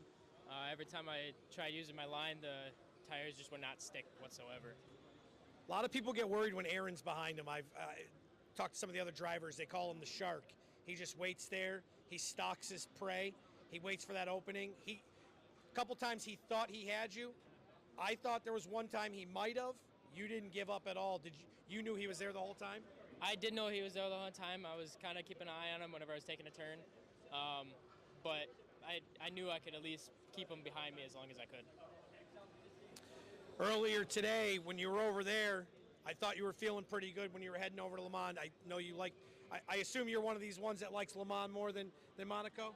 See, it's kind of weird. I do like Le Mans a little bit better, but my home track is actually more set up like Monaco. Right, perfect. I like that. So you're going to be a Team Monaco guy for me just because I don't have any other Team Monaco people right now. How you feel about your odds going into the rest of the races here? Feeling pretty good. Definitely sitting up top for sure, so it definitely helps a lot. That's awesome. We appreciate you stopping by. Good luck to you the rest of the way there. Thanks, man. Back to you guys. My name is Spezia, and I am here in the final round of the Next Gen Cup Electric Championship in Sweden.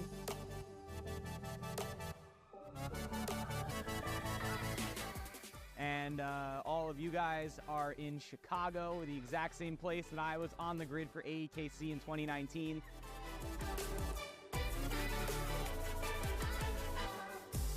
And I'm sure there are quite a few drivers that were as young as I am stepping into the racing from October 11th to 14th. And I wish you all the best of luck, and I hope to see the fastest of that grid on a championship like this sometime in the near future. So to the drivers that are especially on the younger side like I was, have fun, absolutely send it, and I'll be following along super close as you guys get through your racing, and I wish you all the best of luck and have an awesome few days on track at Accelerate Indoor Speedway.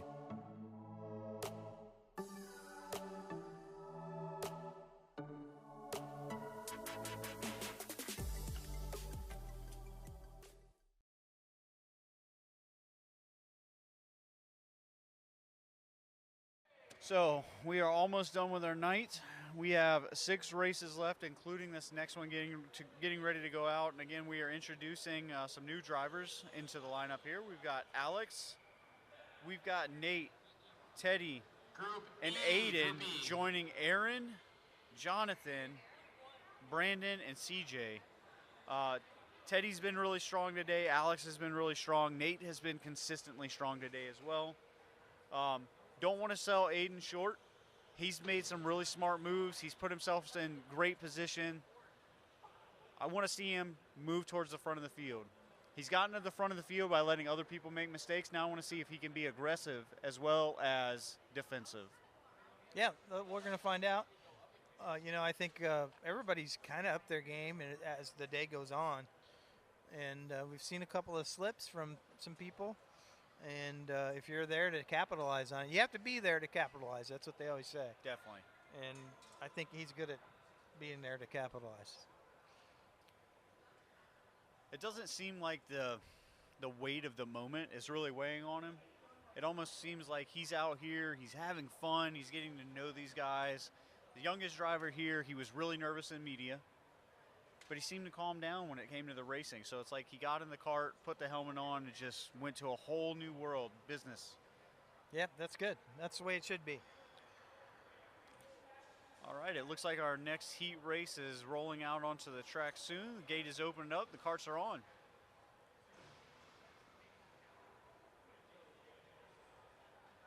I don't think this group. I don't think I've seen race together. So Not yet. So this is going to be the first time for all of them together.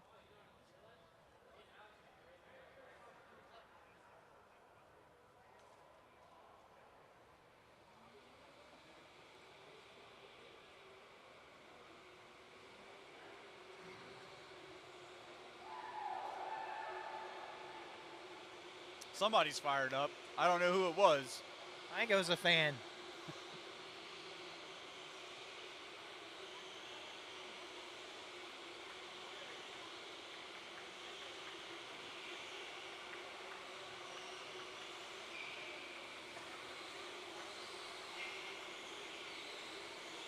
It does appear to be our first matchup of the day between groups A and C, so it'll be interesting to see how they drive with each other.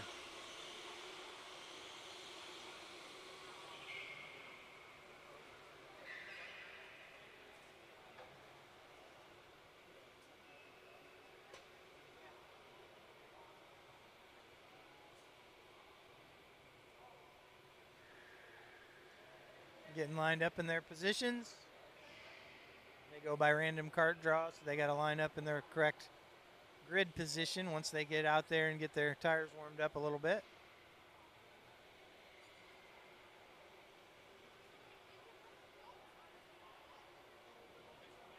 All right, waiting on everybody to get in their positions and get set.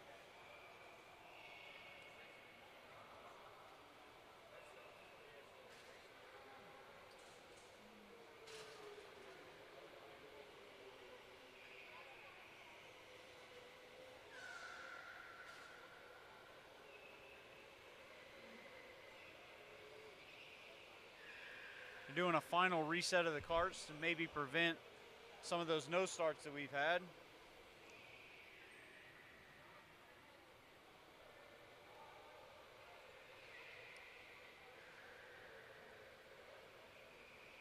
Shout out to the Autobahn and Accelerate group for being able to put this on. I know you guys, it was such a lot of work.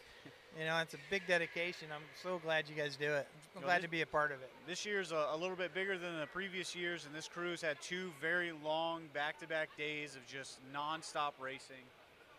And they've pulled through, and they've shown, you know, they put in a lot of work those last 2 months, and they're really coming out to show us, you know, what they're made of. Yeah, we appreciate it. You know, oh, the lights are about ready to go out. Here we go. Aggressive move by Jonathan to try and get to the inside. Wasn't able to get there because of Teddy, but gets the dominant position on Teddy anyway and holds on to 4th position.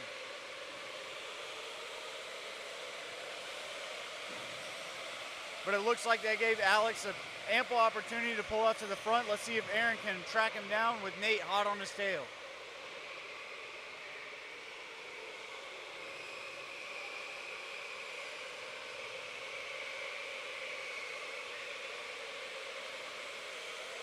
Top 3 starting to pull away just a little bit. The next 4, 5 actually are all pretty close together. We're going to see a good battle there. Like Alex is holding down the lead. Aaron's pulling up 2nd. Nathan's right there for 3rd. Less than a 1.5 seconds from those top 3.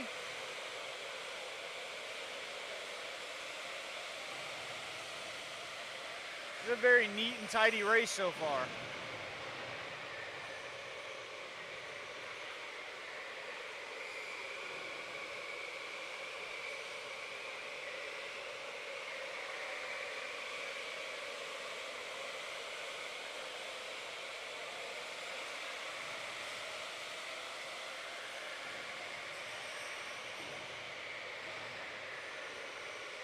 The battle for 5th and 6th is tightening up.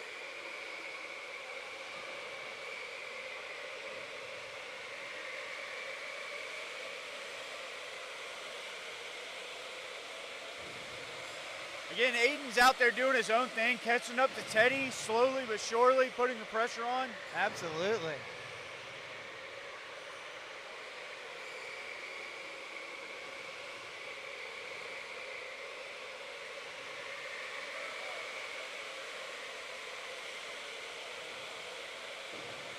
Looks like the top three have pretty much settled into a rhythm. Jonathan wants to get up there and make a battle out of it.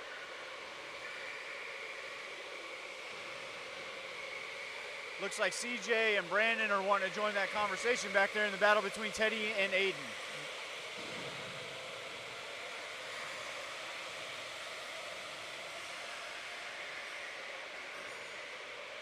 Lots of good racing from the top to the bottom.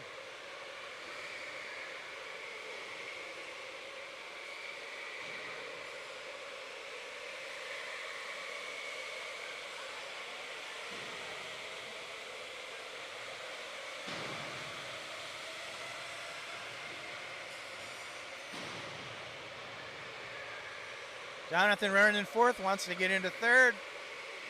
Getting closer every lap. Couple tenths faster than Nate currently. This could be the lap right here. Just needs to get alongside. Not quite there yet. Just needs to stick with him, and usually his setup points in this last hairpin for the long straightaway.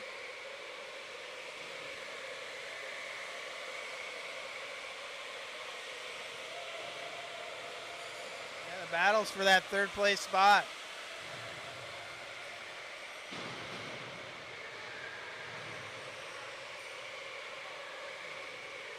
Jonathan was able to catch up with Nate there a little bit. A little bit too far away, though, to make a move.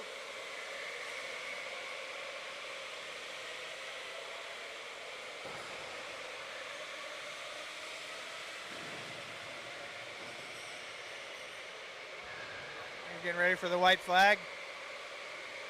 Looks like Jonathan's there on Nate again, coming to the white flag. Let's see if he makes his move now. He does not, still stays behind him, neat and tidy. Going for an outside inside. That's really brought him right to the back of the other cart. Oh, he I think let Nate's him gonna get hold a on little to bit it. too far away on that.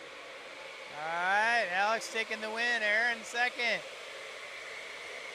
Nate's going to hold on to it for third, just barely. Jonathan fourth. Teddy in fifth. All right, folks. There is the race. That was a pretty uneventful race for what we've had the last couple, but I think a nice breather is needed. Yeah. So for the next race, we've got some heavy hitters coming out again. We've got Tony Patterson. Alex is going to be back on track again. The Pickle himself will be joining this group with Nate, Brad, Teddy, and Aiden one more time. Again, I'm really impressed with Aiden. He handles the pressure well. He applies the pressure well. Being a 13-year-old out there handling yourself with these people who have been driving for so long. First time here from Memphis.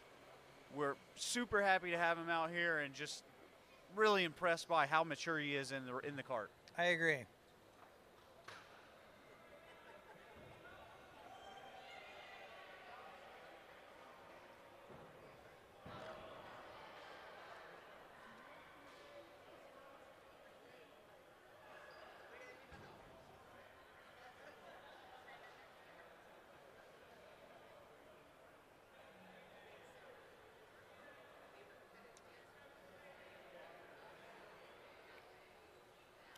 I wanted to show you this. Yeah, let's take a look at it. I'm not going to share it yet, but it's pretty close. Yeah, the points are very, very close.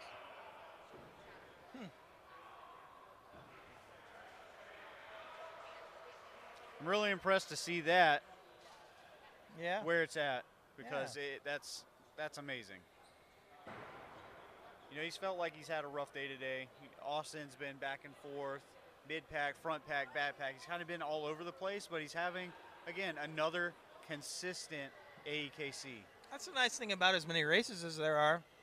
You know, to still be in the top 7 even, at this far in, and to have 1 or 2 where you felt like they weren't your best showings, that says something for the way the series is set up. Absolutely. I love the design of it. I'd like to see a little random draw in there and maybe a little inverted once in a while, but at this level, I understand we're Mark Bennell down likes to where chaos. qualified. But I like the random draws, it's just fun. Those inverts are the one that scare me, though. Yeah. We started doing in our league, we'll invert the top 4 and the bottom 4, not all the way. Just That's a nice invert, flip. Yeah, so, it kind of still keeps the groups pretty close together. So you take your 4th place guy, he's first. Your 8th place guy moves to 5th and, flip him around a little bit. And I think they appreciate that more too, because what happens inevitably when you go to a league, because, anybody can race this league. Yes. And it's a walk-in league.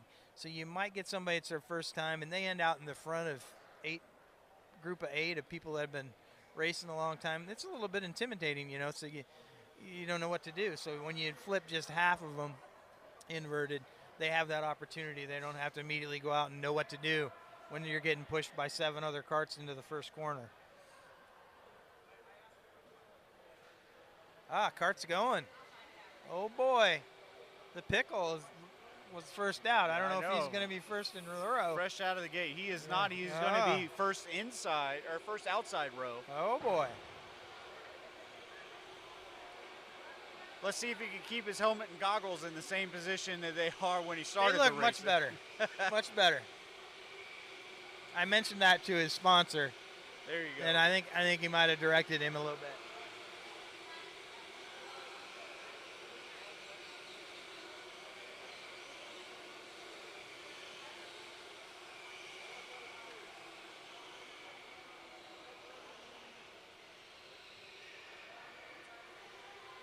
Let's get him lined up.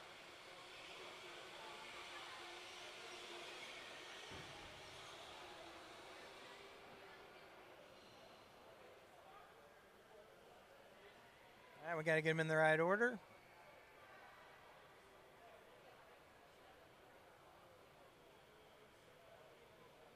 I'm nosy. I can't mind my business. Always want to see where everything's at. Yeah. I really am enjoying the fact that we don't know where the positions are at this point, because even as somebody that's been around it as much as we have, you don't know. Nope. There's so many races you don't know, because nobody's consistently pulled away and never won every race. I think we still have, even today, 4 races left after this one. And then what do we have tomorrow? So tomorrow we have the pre-finals and then the finals. How are the pre-finals determined? That's a great question. We usually have been discussing everything the day of, so Yeah. I'm thinking about this chaos day, today. yeah, okay, we'll talk about it tomorrow. We've had 2 very long days, so there's a lot going on. And it's a little bit of a format change from last year, so. Yeah, not I didn't read the completely up rule to book snuff. yet, so. Well, the rules are the same. It's the format's what's different. format.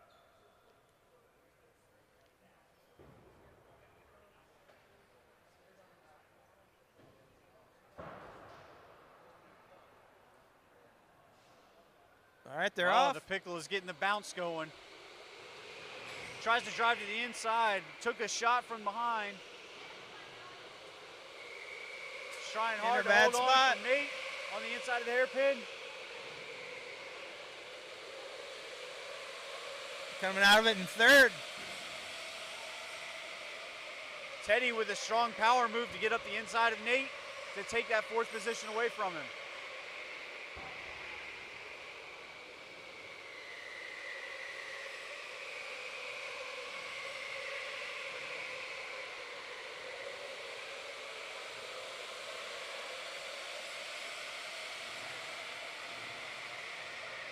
Very neat first lap there. Yeah, that was pretty exciting. That Tony, he's pretty good on the starts. Oh, yeah.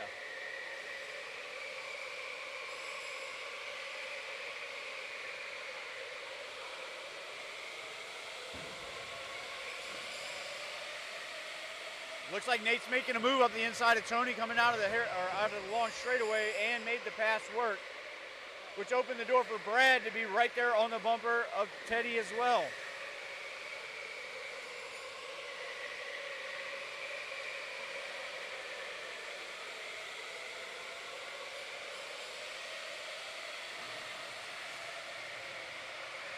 The leader, Tony, is really pulling away for this early in the race.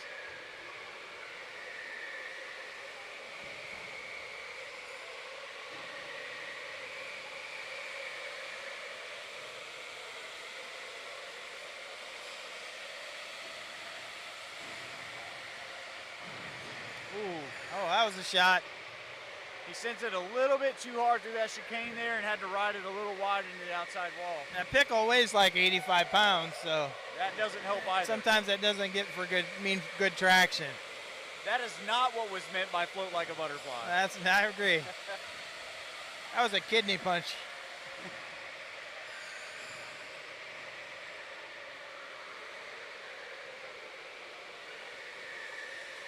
Got a 1 second lead. Tony's holding down the lead by 1 second. And second fastest lap of the race.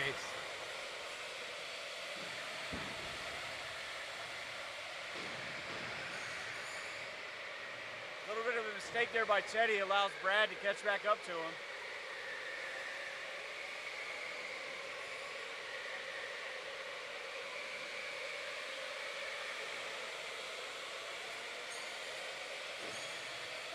A little bit more than halfway through.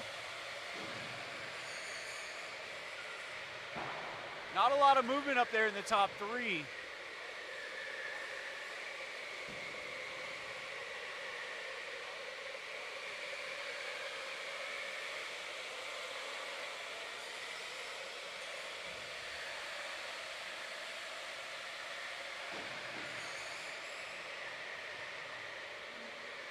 Tony, the leader, just had the fastest lap of the race.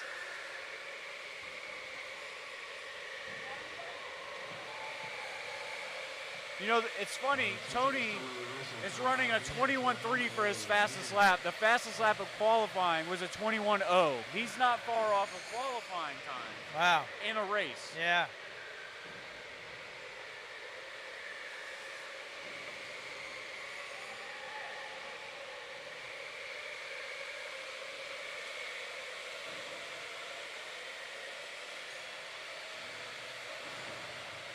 White flag's going to come out next time around for Tony. Alex and the pickle, pretty solid in second and third.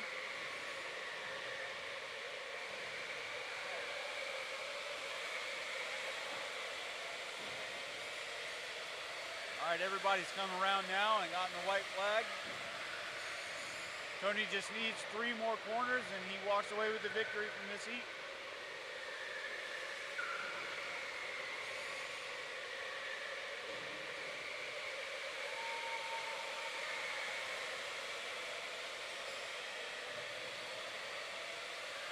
Folks, it looks like the victory on that one goes to Tony Patterson, followed up by Alex, then Matthew, then Nate, Teddy, Brad, and Aiden rounds out this field. Really quiet race, second in a row. Yeah. Maybe uneventful sometimes isn't a bad thing. Not a bad thing, especially when you're getting towards the end of a day of racing. Usually you see it go the opposite direction. Right.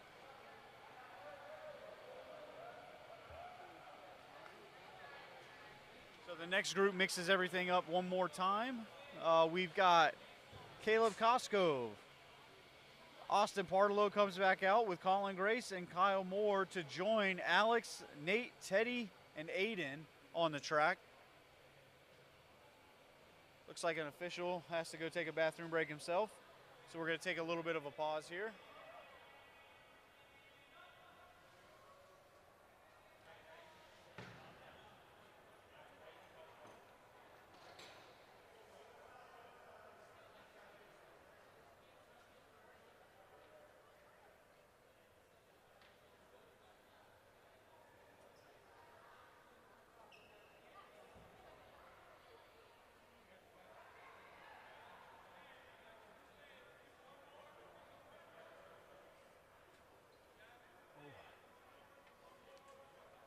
Man, it has been a long day And I haven't even been in the booth all day, and I'm tired. Yeah, I didn't get here till noon. I'm tired. Although I did start working at about 6. But this morning. here's the other problem. We're sitting here complaining about sitting on our rumps, talking about these fantastic drivers, and they're out there killing themselves. Six races in a row, a couple of them. Oh, yeah. Have a couple people out there that's got some stuff on their hands to prevent blisters. Some of them have already gotten blisters, trying to prevent more. I heard a couple racers had to go get their fan club to go buy them some lidocaine spray because their palms were hurting. Yep, I raced 74 races in 24 hours, and that was I have the Guinness World Record for. I was wondering how long it was going to take you to get that one to come get to the Guinness World Record. Anyway, but the 4 of us, and I raced 74 races. One of them raced 85, I think, and those were 20-lap sessions. Oh. And it was like, man, it was tough. You should have taken the spring assist because those were in storms. Take the spring assist off and then let me know how long you go. Yeah, exactly. Yeah, no, I was in DSRs. Oh. Yeah, that's in DSRs.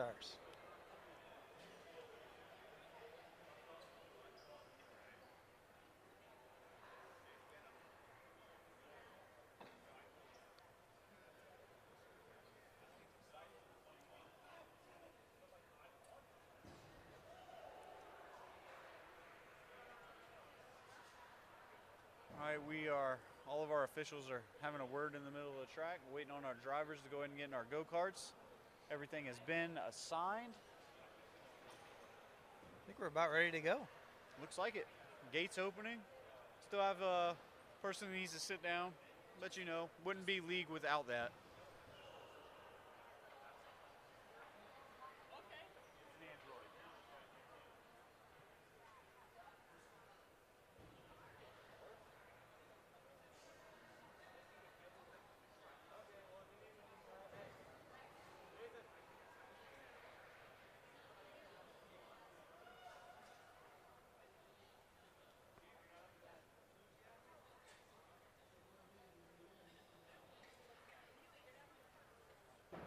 Sorry for all the silence, folks, but there's really nothing going on or anything for us to tell you about, so we're just kind of hanging out, enjoying the views. People watching, if you may. Oh, there we go. Now we got karts on. Action is about I to see happen. flashing lights, and it's actually on the track this time. Not behind me. No. Or in the parking lot. Yeah, exactly. Behind you or in the parking lot means That's something bad. bad has happened. Yeah.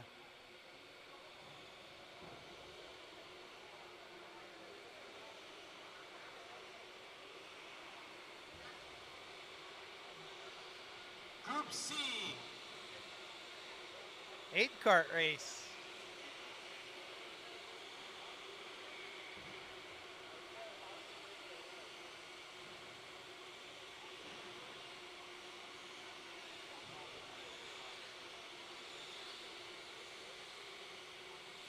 Let me get them lined up.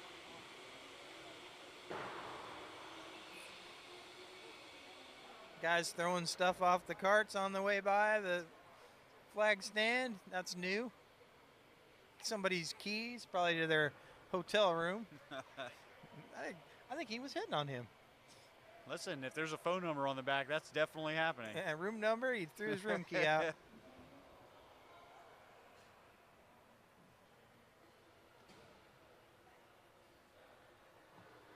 And in typical boss fashion, he just looked at it and walked over it. And I John, Juan, Martin, and Alexis to the helmet area for your race. For Heat 110 again. Brady, John, Juan, Martin, and Alexis to the helmet area for your race. Be a lot better if they just strapped it to the side of her head. I think he should just put the mic inside of his mouth when he talks. That might help.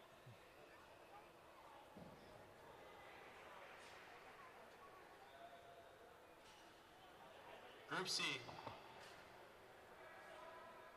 All right, we've I got think everybody we're about lined ready. up. Good, I need some action. My adrenaline's starting to drop. I think there's going to be some action in this one. I got a good feeling about it. Lots of fun, lots of good racing. You've got Austin sitting back there in third place on second row inside.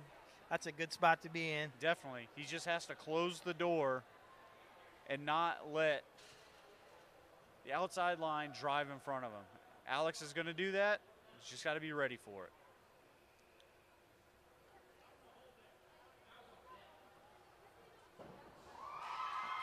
There we go. Alex getting a little hop going in there. Austin left the door open, and Alex did drive down to that inside line, but everything else is clean through those hairpins. Colin is left out to dry, but he is going to be on the inside of Teddy coming into the hairpin. Oh, we got a cart backwards. And it looks hands like in the air. The old hands in the air, and I'm not going to move so you do a restart play. Exactly. Sometimes I let the races go when they do that. If it's their fault, sometimes it's a learning experience. Yeah, if it was just their fault, but Yeah. I would 100% agree with you, but they all kind of stacked up there. Yeah. Teddy was on the inside.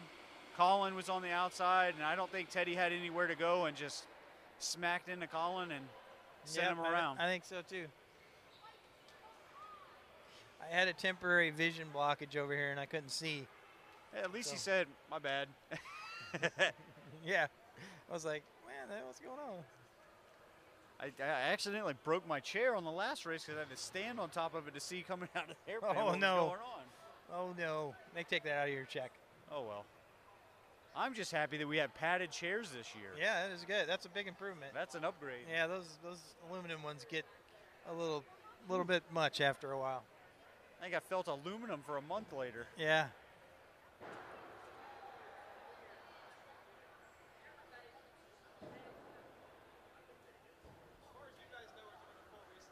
Okay. Okay, All right, we're doing full a full restart. with some choice words for the drivers from the officials. I love these officials. They can let us know what's going on. This is great. Yeah, we're usually the first stop. Yeah. Except for when we need to get their attention, they ignore us and put on the horse blinders. Yeah, that usually means they don't have a decision yet.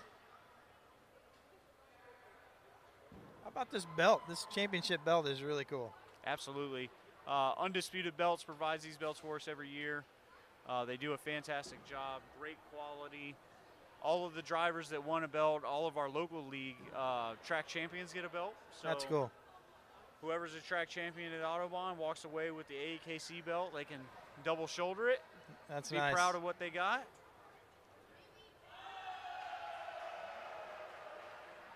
That's some excitement over at axe throwing. Nothing to do with the AEKC.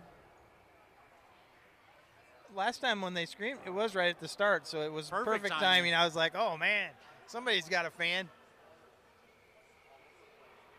Lights are going. We're going to go lights out.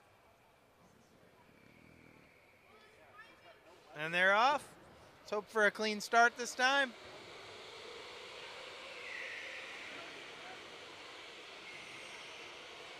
Oh no, Austin left the door open. Nate got on the inside of Austin this time. Austin back on the inside of Nate coming through the hairpin. The top two are checked out.